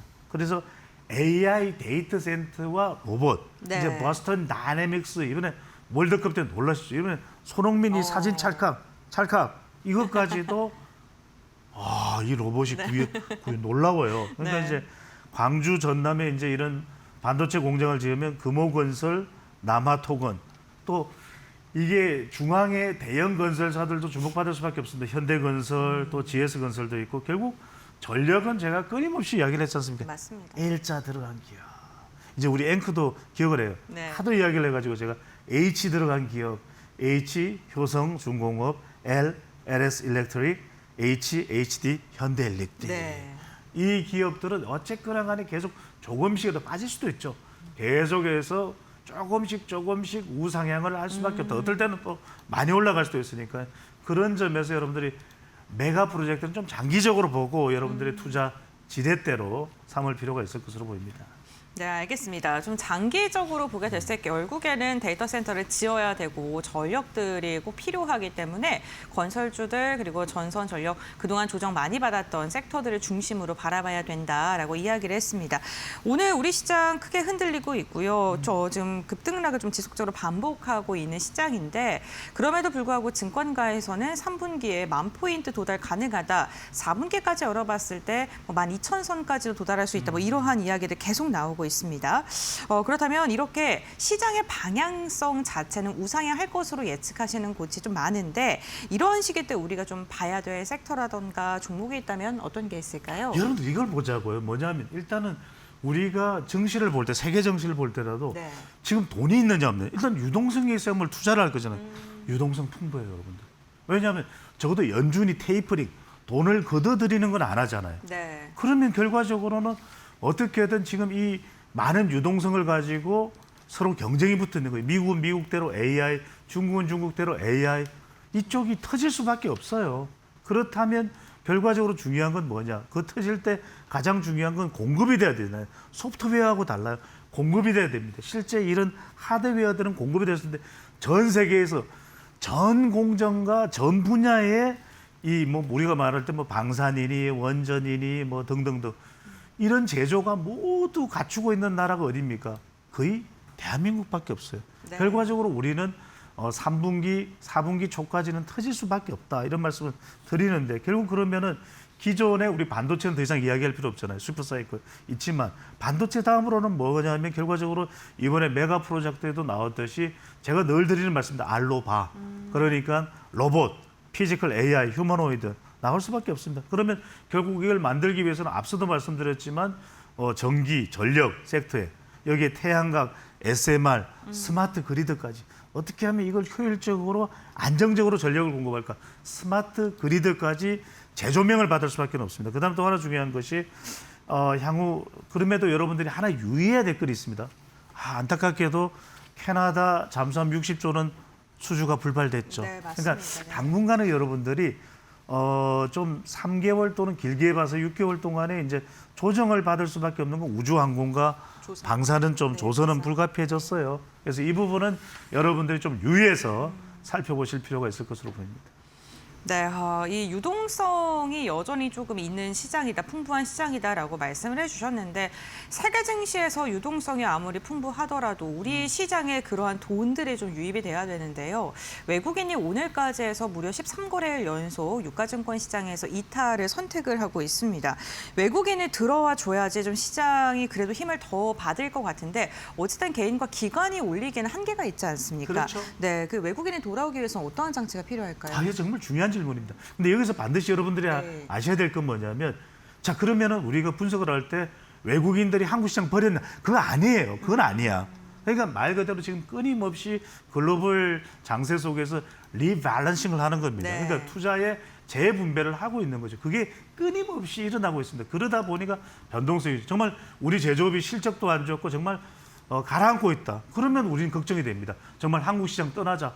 셀 코리아가 본격화되고 그게 정말 진짜로 그렇게 하는 거죠. 근데 지금은 이른바 더 많은 수익을 위해서 외국인들 리밸런싱을 끊임없이 하고 있다. 우리 산업 내에서도 또 전 세계적인 포트폴리오를 네. 봐서도.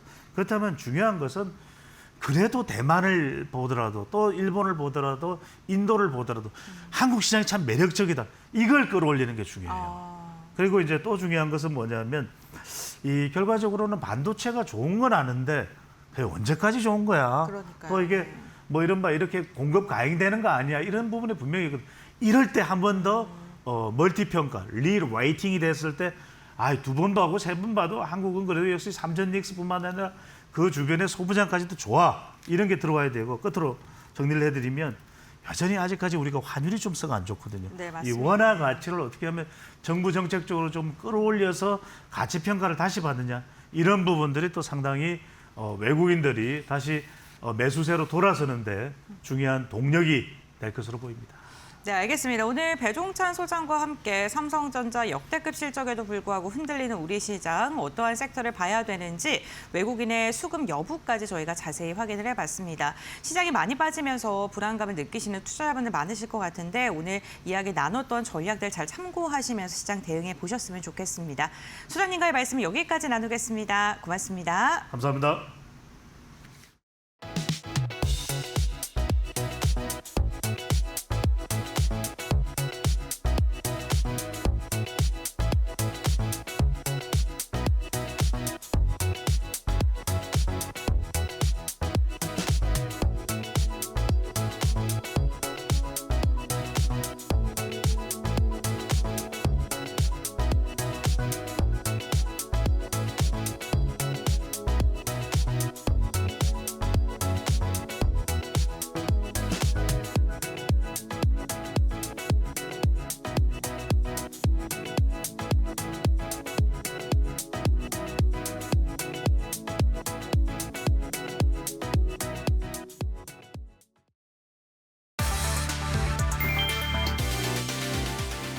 정부의 3대 메가 프로젝트 추진으로 원전 20기 분량에 달하는 전력 수요가 예고되면서 신규 원전 건설 가능성에 무게가 실리고 있다.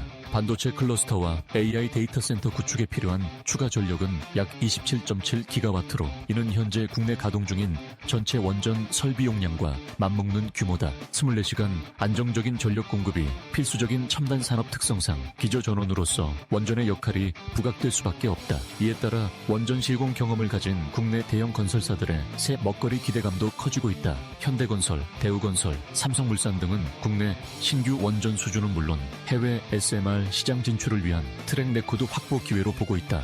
다만 원전은 부지 선정부터 준공까지 최소 10년 이상 걸리는 장기 사업인 만큼 실제 건설사들의 수혜로 이어지기까지는 장기적인 관점에서 접근해야 한다는 지적이 나온다.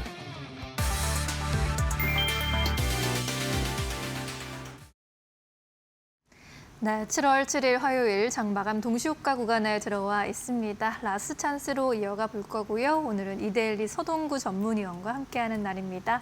어서 오세요. 네, 안녕하세요. 네, 삼성전자 실적 발표 이후에 나타난 새로운 굿뉴스 현상이라고 해야 할까요? 코스피 급락을 야기하고 있는데 오늘 시장의 분위기 좀 어떻게 바라보셨을까요? 어떤 면에서는 좀 안타깝죠. 우리 투자자 여러분들도 지난주에 극심한 변동성 속에서도 오늘 삼성전자의 잠정 실적에서 뭔가 비빌 언덕을 좀 찾으려고 했던 건데 한마디로 얘기하면은 매일같이 1조 원씩 번다는 얘기 아니겠습니까? 그렇죠. 영업이 90조 이상 뭐 상여금 빼면은 100조가 넘어가는 그러한 모습들인데 그럼에도 불구하고 이 위축된 투자 심리와 그리고 어떤 면에서는 눈높이가 너무 높았던 데 따른 그런 어떤 실망 매물도 동시에 나오면서 반등에 실패하고 오히려 세론의 어떤 그 움직임이 나왔다라는 것이 그만큼 현재 시장이 상당히 위축돼 있다라는 것을 극단적으로 보여준다 이렇게 말씀드릴 수 있습니다. 또 하나 이제 좀 아쉬운 것은 엔비디아가 차세대 AI 서버를 2028년에 생산하는 것으로 연기했다라는 이러한 얘기도 어떤 면에서는 삼성전자의 실적 발표와 맞물리면서 좀 악재성 재료로 좀 작용이 됐다. 이렇게도 볼 수 있고 회사 차원에서는 엔비디아 쪽에서는 우리 정상적으로 다 출시할 거야 라는 얘기를 하고 있음에도 불구하고 그러한 부분들이 시장에서는 전혀 먹혀들지 않고 어떤 면에서는 뭔가 호재성 재료보다는 뭐 악재성 재료가 없을까? 이러한 부분이 우리 한국 시장의 반도체 관련주들의 투심이 그만큼 냉각돼 있다는 것을 보여주고 있다라고 볼 수 있을 것 같습니다. 네. 거기에 이제 계속해서 제기되고 있는 얘기입니다만은 결국 외국인들의 어떠한 이런 순매도세, 뭐 카운트하고 싶지도 않을 정도로 외국인들의 어떤 그런 매도세가 지속이 되고 있고 그나마라도 이제 뭐 연기금이라든가 또는 기관들이 방어를 좀 해주는 모습들이 나타나줘야 되는데 오늘은 뭐 기관들까지도 좀 매수가 좀 들어오는 듯 했었습니다만은 결과적으로는 순매도로 전환이 되는 이러한 모습들이 그만큼 수급적으로도 상당히 악화시키고 있다라고도 볼 수 있겠습니다. 아무래도 이러다 보니까 이제 오늘 시장에서도 그나마라도 좀 반등을 주는 쪽들을 보면은 낙폭이 과대했던 거라든가 아니면 또 저점을 잡고 반등 시도를 하는 뭐 바이오 쪽이라든가 엔터라든가 일부 화장품, 뷰티 관련한 이러한 종목들로 좀 가볍게 움직일 수 있는 것들인데 이들 쪽들도 오늘 전체적으로 보면은 오전에 어떤 상승의 흐름들을 반납을 하거나 아니면은 또 윗골이 달리는 이러한 어떠한 모습들이 계속해서 나타나면서 결국 반도체 투톱이 이 어떤 하방 정지성을 보여주고 제대로 된 반등이 나타나지 못한다면 다른 쪽들의 어떤 섹터들 반등도 제한적일 수밖에 없다라는 것을 오늘 여실히 보여주었다 이렇게 말씀드리겠습니다. 네, 오늘 반도체 이야기도 집중적으로 해주실 수밖에 없으셨을 텐데요. 오늘 또 투자자분들의 실망이 이만저만 아닐 것 같은 것이 또 조선 쪽이기도 합니다. 결국에는 이제 독일 기업에 우리가 졌다라고 인정을 해야 할 것 같은데 이 부분이 시사하는 바는 좀 어떤 것들이 있을까요? 두 가지로 봐야 되겠죠. 어떤 면에서는 뭐 반반이다. 네. 정부에서도 너무 뭐 이렇게 기대를 크게 하지는 않고 상당히 조심스럽게 접근을 했었는데 결국 나토의 손을 들어준 게 아니냐 이렇게도 볼 수 있는데 또 하나는 이렇게까지 치열하게 갔다라는 것 자체도 뭔가 우리가 새롭게 또 갈 수 있는 흐름이 나오지 않겠느냐 네. 이런 측면으로 볼 수도 있겠고 또 하나는 사실은 잠수함이라는 이러한 쪽보다도 조선 업종의 본질 가치를 놓고 본다라고 했을 경우에는 미국의 MRO와 사업과 관련된 부분도 남아 있고요. 또 여러 가지 수주라든가 이런 측면에서 본다라면 실적이라는 부분은 크게 훼손되지 않고 플러스 알파로서의 작용이 됐던 부분이니까 시장이 하나오션과 관련된 잠수함 수주가 실패했다고 해서 뭐 조선업종이 같이 무너진다기보다는 시장의 영향을 받고 있는 거다 이렇게 보시면서 오히려 실적 대비 저평가 구간으로 접어들 수 있는 게 바로 조선업종이니까 이들 쪽들은 하방 경직성이 어느 정도 보여주는 시점에서의 저가 매수 전략을 유효하지 않을까 오히려 이렇게 말씀을 드리겠습니다. 네, 조선주 오늘 또 급락이 거셌는데 그래도 또 졌지만 잘 싸웠다. 앞으로의 수주도 기대되고 있기도 하고요. 계속 문을 두드리면 또 언젠간 열리기도 하겠죠. 지금의 저가 매수 기회로 볼 수 있다라는 의견까지 도와주셨습니다. 오늘 코스피, 코스닥 결국 파란불 켜면서 마감할 것으로 보이는데 코스피의 급락이 좀 오늘 뼈가 아픈 모습입니다. 5% 이상 또 빠져나가고 있고요. 448포인트 급락세 7,609포인트까지 내려와 있습니다. 코스닥의 경우에도 2% 가까운 급락세 그리고 있고요. 1.7% 현재 구간 낙폭 확인되고 있습니다. 832포인트 지나가고 있습니다. 코스피 200 역시나 5%대 약세 그리고 있고요. 오늘 유가증권 시장에서 외국인이 또 매도 우위 보이면서 3조 원대 팔자세 그리고 있습니다. 개인이 물량 소화하면서 3조 2천억 원대 매수 우위 확인되고 있습니다. 국내 증시 문을 닫습니다.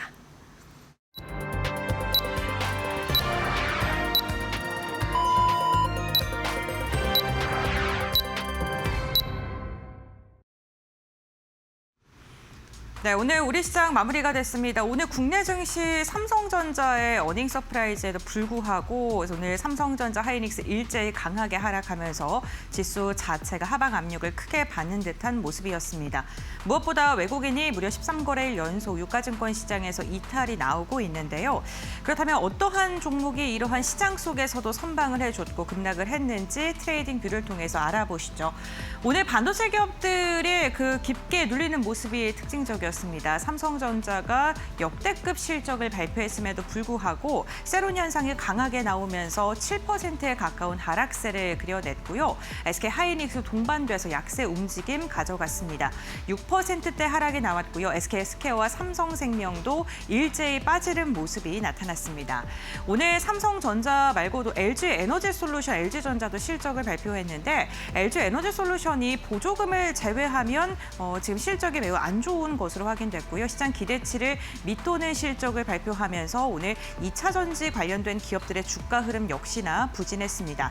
LG에너지솔루션 오늘 6% 넘는 하락세, 삼성 SDI도 1%대 하락을 그리면서 마감을 했습니다. 반도체 관련 기업들뿐만 아니라 오늘 기판 관련된 기업들의 분위기도 그다지 좋지 않았는데요. 삼성전기가 무려 9%가량 빠졌고요. LG이노텍도 5%에 가까운 하락세를 그리면서 마감을 했습니다. 오늘 유가증권 시장에서 큰 낙폭을 그렸던 섹터, 이 업종을 보게 된다면 방산과 조선 쪽 빼놓을 수 없을 것 같습니다. 캐나다 잠수함에 대한 기대감으로 인해서 한화오션이 전일에도 좀 시세가 괜찮게 나왔었는데 독일이 선정된 것으로 확인이 되면서 오늘 급락세가 연출이 됐습니다. 한화오션 무려 22%가량 빠지면서 종가를 체결했고요. 한화에어로스페이스 그리고 한화시스템, 한화그룹주들 전반적으로 약한 모습이 확인되기도 했었습니다. 오늘 시장의 변동성이 확대되면서 금융 관련된 기업들 그리고 경기 방어주 성향이 있는 소비주들의 움직임은 좋았고요. 증권주들은 전반적으로 조정받는 모습이 특징적이기도 했습니다. 음식료품 쪽 보게 된다면 시장의 분위기와는 전혀 다르게 오늘 일제히 좀 상승하면서 마감된 부분이 확인되고 있죠. 경기 방어주 역할을 하고 있는 KTNG가 6%가량 상승했고요. 식품 관련된 기업들 그리고 실적이 잘 나오거나 현금 흐름이 탄탄한 기업을 중심으로 해서 매수세가 이어졌는데요. 삼양식품 두 자릿대 강세, 화장품 대표주인 APR도 8%가량의 오름세를 나왔고요. 오늘 화학업종 가운데 정유주들 움직임 좋았습니다. S-오일 역시나 앞으로의 실적 개선 기대감 속에 8%가량의 오름세가 확인되고 있습니다. 또한 하반기에 연구개발이라던가 기술 관련된 발표가 예정되어 있는 의약품 그리고 제약바이오 관련된 기업들의 움직임도 오늘 긍정적이었는데요. 삼성바이오로직스, 셀트리온 일제히 상승 마감하는 데 성공했습니다. 오늘 시장의 기대치를 웃도는 실적을 발표한 LG전자는 1% 넘는 상승세, 그룹주인 LG 역시나 1%가량의 오름세를 그리면서 마감했고요. 현대차 그룹주들은 오늘 4%가량 빠지면서 종가를 체결했습니다. 전력, 설비, 전선 변압기 관련된 기업들도 오늘은 일제히 조정받으면서 마감했다는 점도 참고해 보시면 좋겠습니다. 다음으로는 코스닥 함께 확인해 보시죠. 네, 오늘 코스닥은 섹터별로 희비가 극명하게 엇갈렸다는 점이 특징적입니다. 오늘 반도체 관련된 기업들 대장주들과 함께 중소형 개별주들 역시나 일제히 밀리는 모습이었고요. 반도체 소부장 관련 기업들 전반적으로 하락하면서 마감했습니다. VM은 두 자릿대 약세를 그렸고 HPSP 역시나 6%가량의 하락세가 나타났고요. 에코프로그룹주들 2차 전지도 오늘 일제히 하락을 그리면서 마무리를 했습니다. 반면에 하반기에 기대감이 있고 코스닥에 대한 정책 기대감이 유효한 제약바이오 관련 기업들은 전반적으로 분위기가 좋았고요. 반도체 기술주에서 빠진 움직임이 제약바이오주들로 수급이 이어지는 모습이 나오기도 했습니다. 특히나 D&D 파마텍은 오늘 12%의 급등세, 파마리서치도 8%, 클래시스도 5%가량 상승하면서 미용 관련된 기업들이라던가 비만 치료제 관련된 기업들 전반적으로 분위기가 긍정적이었습니다. 게임주와 엔터주들의 움직임도 좋았는데요. 특히나 엔터주들 최근에 저평가 영역에 들어갔다라는 평가를 많이 받고 있습니다. SM과 JYP 엔터는 물론이고요. 오늘 하이브 역시나 강한 시세를 분출하면서 시장 대비 선방해주는 모습도 나타났습니다. 오늘 기술주들이 약세를 보이고요. 경기 방어주나 소비 관련된 기업들이 시장을 좀 방어해주는 움직임이 나타났는데요. 그렇다면 지수는 어떻게 마감됐을까요? 지금 바로 확인해 보겠습니다. 심인영 앵커 전해주시죠. 네, 오늘의 지수 마감 상황 짚어보시죠. 코스피와 코스닥 결국 동반 약세를 기록했습니다. 코스피는 5% 가까운 하락세, 4.9%대 약세로 마감시였고요.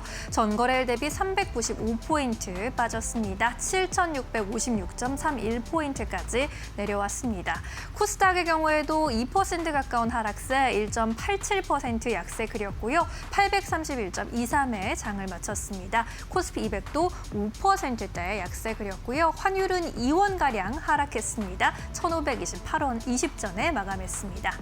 오늘 코스피의 경우에는 하락 출발한 이후로 장중의 낙폭을 더 키워가는 모습 나타났고요. 장중 고점도 8,000선 아래에서 형성이 됐습니다. 오늘 8,000선 아래에서 출발한 이후로 장중 저점 7,389포인트까지 낮추기도 했습니다. 오늘 코스닥의 경우에는 장 초반 분위기는 나쁘지 않았는데요. 866포인트까지 그려주기도 했으나 이내 하락 전환하면서 장중 저점 812.7포인트까지 확인되기도 했습니다.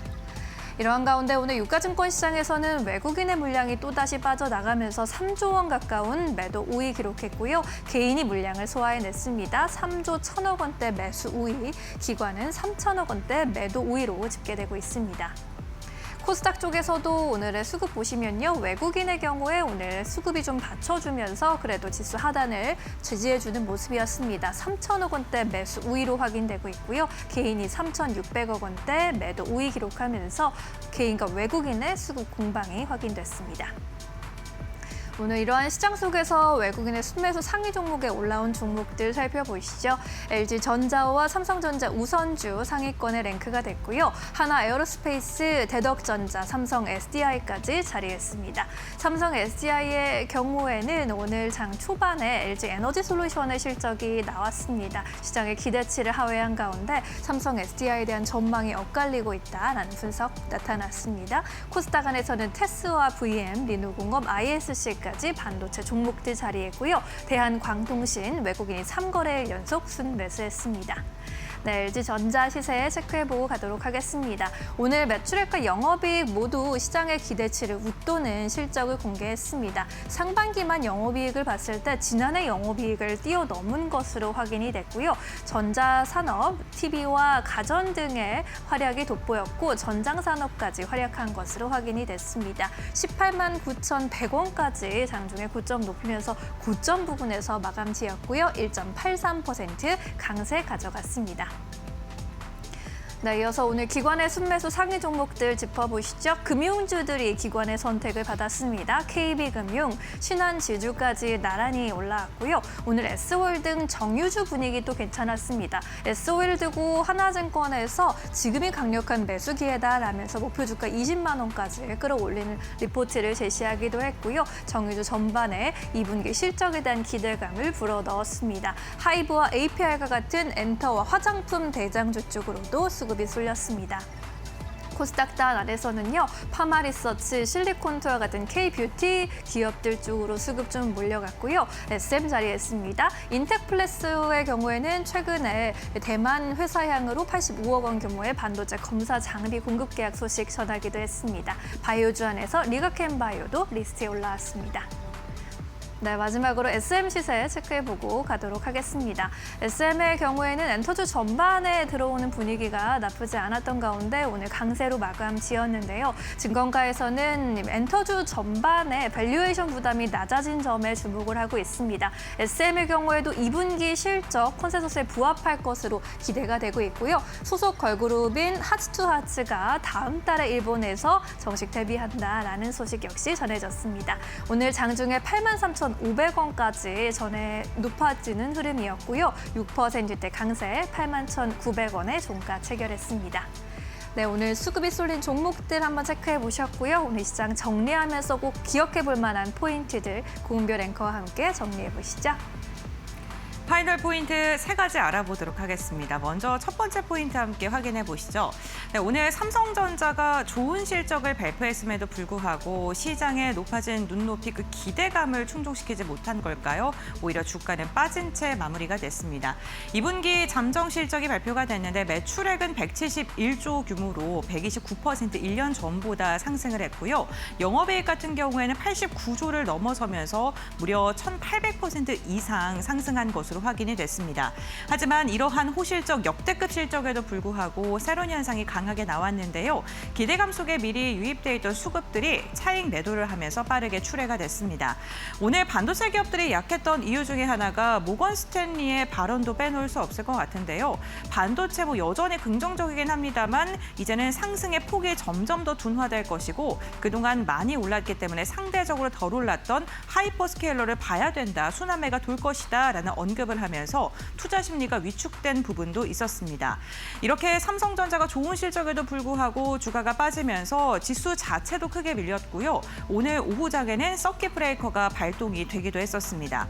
특히나 외국인이 13거래일 연속 유가증권 시장에서 이탈을 하고 있고 오늘만 하더라도 3조 넘게 매도를 했기 때문에 우리 시장에는 굉장한 부담으로 작용하고 있다는 점도 참고해 보시죠. 두 번째 포인트 함께 확인해 보겠습니다. 오늘 상대적으로 경기 방어주들이 지금 시장의 하단을 막아주는 역할을 톡톡히 하는 모습이었는데요. 증시의 변동성이 확대될수록 안정적인 실적과 함께 현금 흐름이 좋은 기업을 중심으로 매수세가 유입되는 모습이었습니다. 하나증권 역시나 증시의 변동성이 심해지는 지금 경기 방어주를 수급 유입이 기대된다라는 코멘트를 달기도 했는데요. 대표적으로 음식료, 통신, 패션과 화장품, 편의점 관련된 기업들이 오늘 매수세가 강하게 유입되면서 지수 대비 굉장히 긍정적인 방향성을 보여주기도 했었습니다. 세 번째 포인트 함께 확인해 보도록 하겠습니다. 네, 오늘 한화오션, 조선 관련된 기업들의 분위기가 굉장히 경색됐고요. 한화오션 결국에는 20%가 넘는 급락세로 종가를 체결했습니다. 캐나다 차세대 잠수함 사업의 우선 협상 대상자가 어제 저녁에 발표가 됐는데요. 사실 독일과 우리나라가 5대5 상황이다, 이러한 분석까지 더해졌었지만 결국에는 그 승기를 독일이 거머쥐면서 오늘 한화오션 실망 매물이 거세게 출회되는 모습이었습니다. 최대 60조 규모의 사업에 고배를 마시면서 실망 매물이 강하게 나왔는데요. 다만 오늘 변동성이 나오긴 했습니다. 그렇지만 증권가에서는 독일과 경쟁을 했다는 것만으로도 시장에서는 기술력을 인정받은 것이다라는 긍정적인 전망은 더해지고 있습니다. 하지만 시장에서는 오늘 투자 심리가 크게 위축됐는데요. 조선과 조선기자재, 방산과 한화그룹주들 오늘 일제히 좀 매도 물량이 강하게 나오면서 조정을 깊게 받는 모습도 나오기도 했었습니다.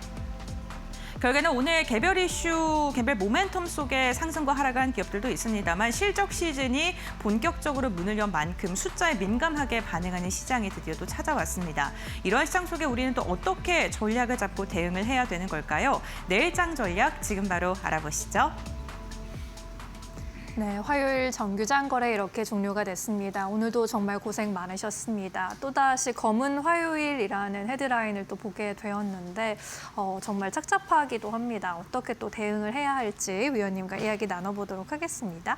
매주 화요일에 함께 해주고 계신데 화요일마다 좀 급락이 거세게 나타나는 것 같기도 해요.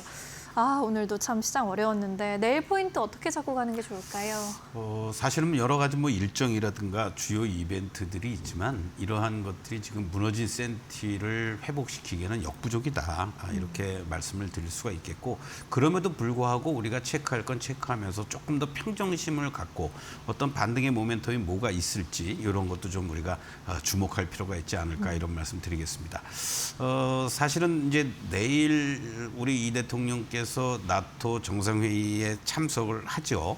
이러한 것들을 토대로 해서 이제 각국과 티타임을 하든 여러 가지 얘기들을 하면서 국방과 관련된 부분들 캐나다 총리와 대화를 나누면서 어떤 덕담을 할지 네. 이런 것도 우리가 좀 주목해 볼 필요가 있을 것 네. 같고 이제 지난달에 했습니다마는 9일날 미국의 FOMC 의사록이 공개가 됩니다.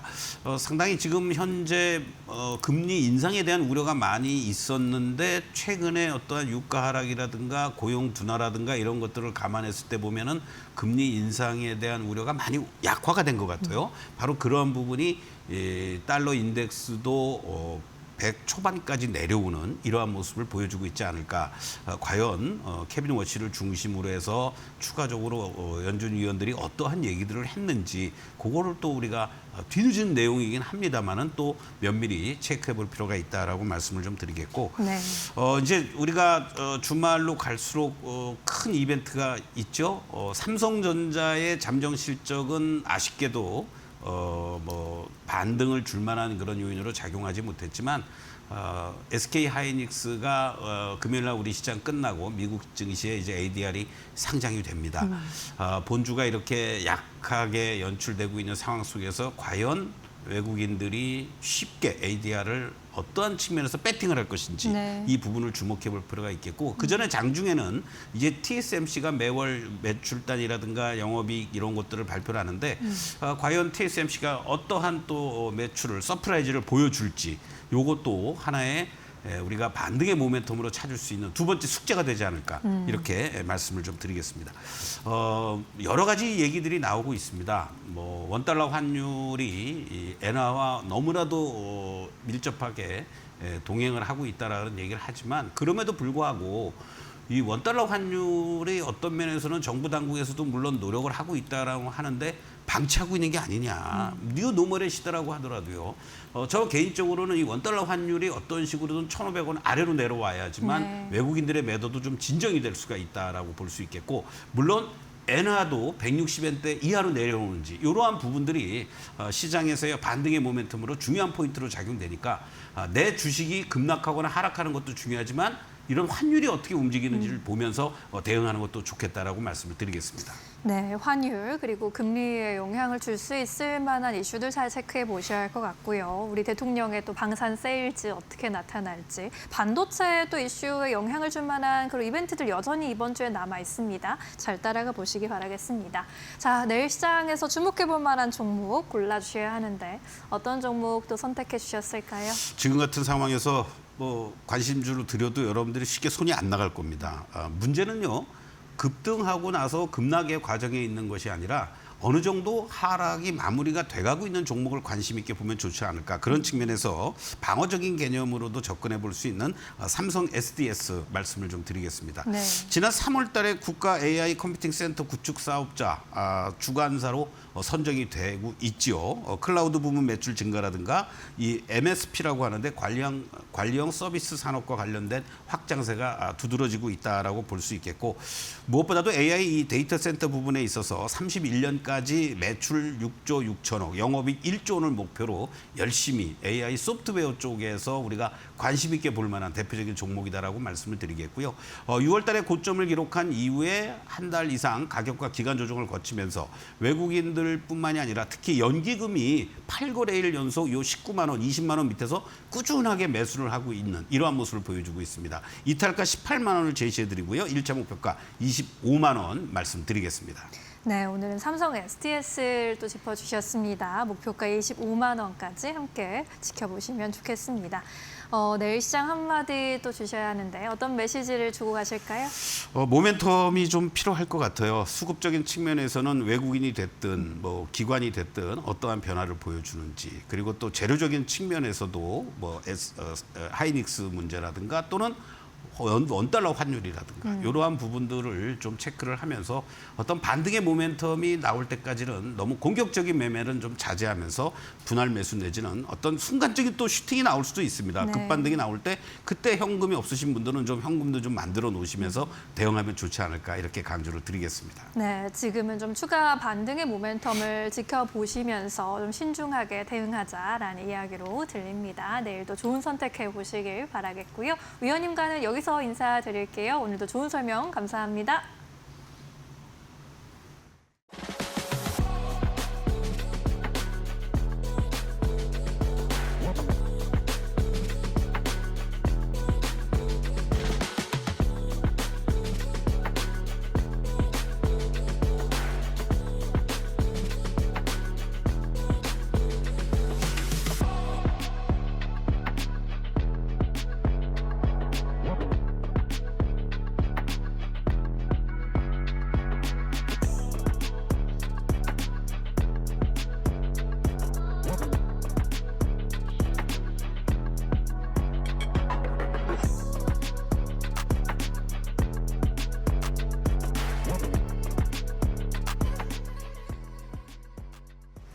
오늘 저희가 준비한 소식은 여기까지입니다. 네, 내일도 2시에 인사드리겠습니다. 함께해 주신 여러분 고맙습니다. 마감은 언제나 파이널 샷.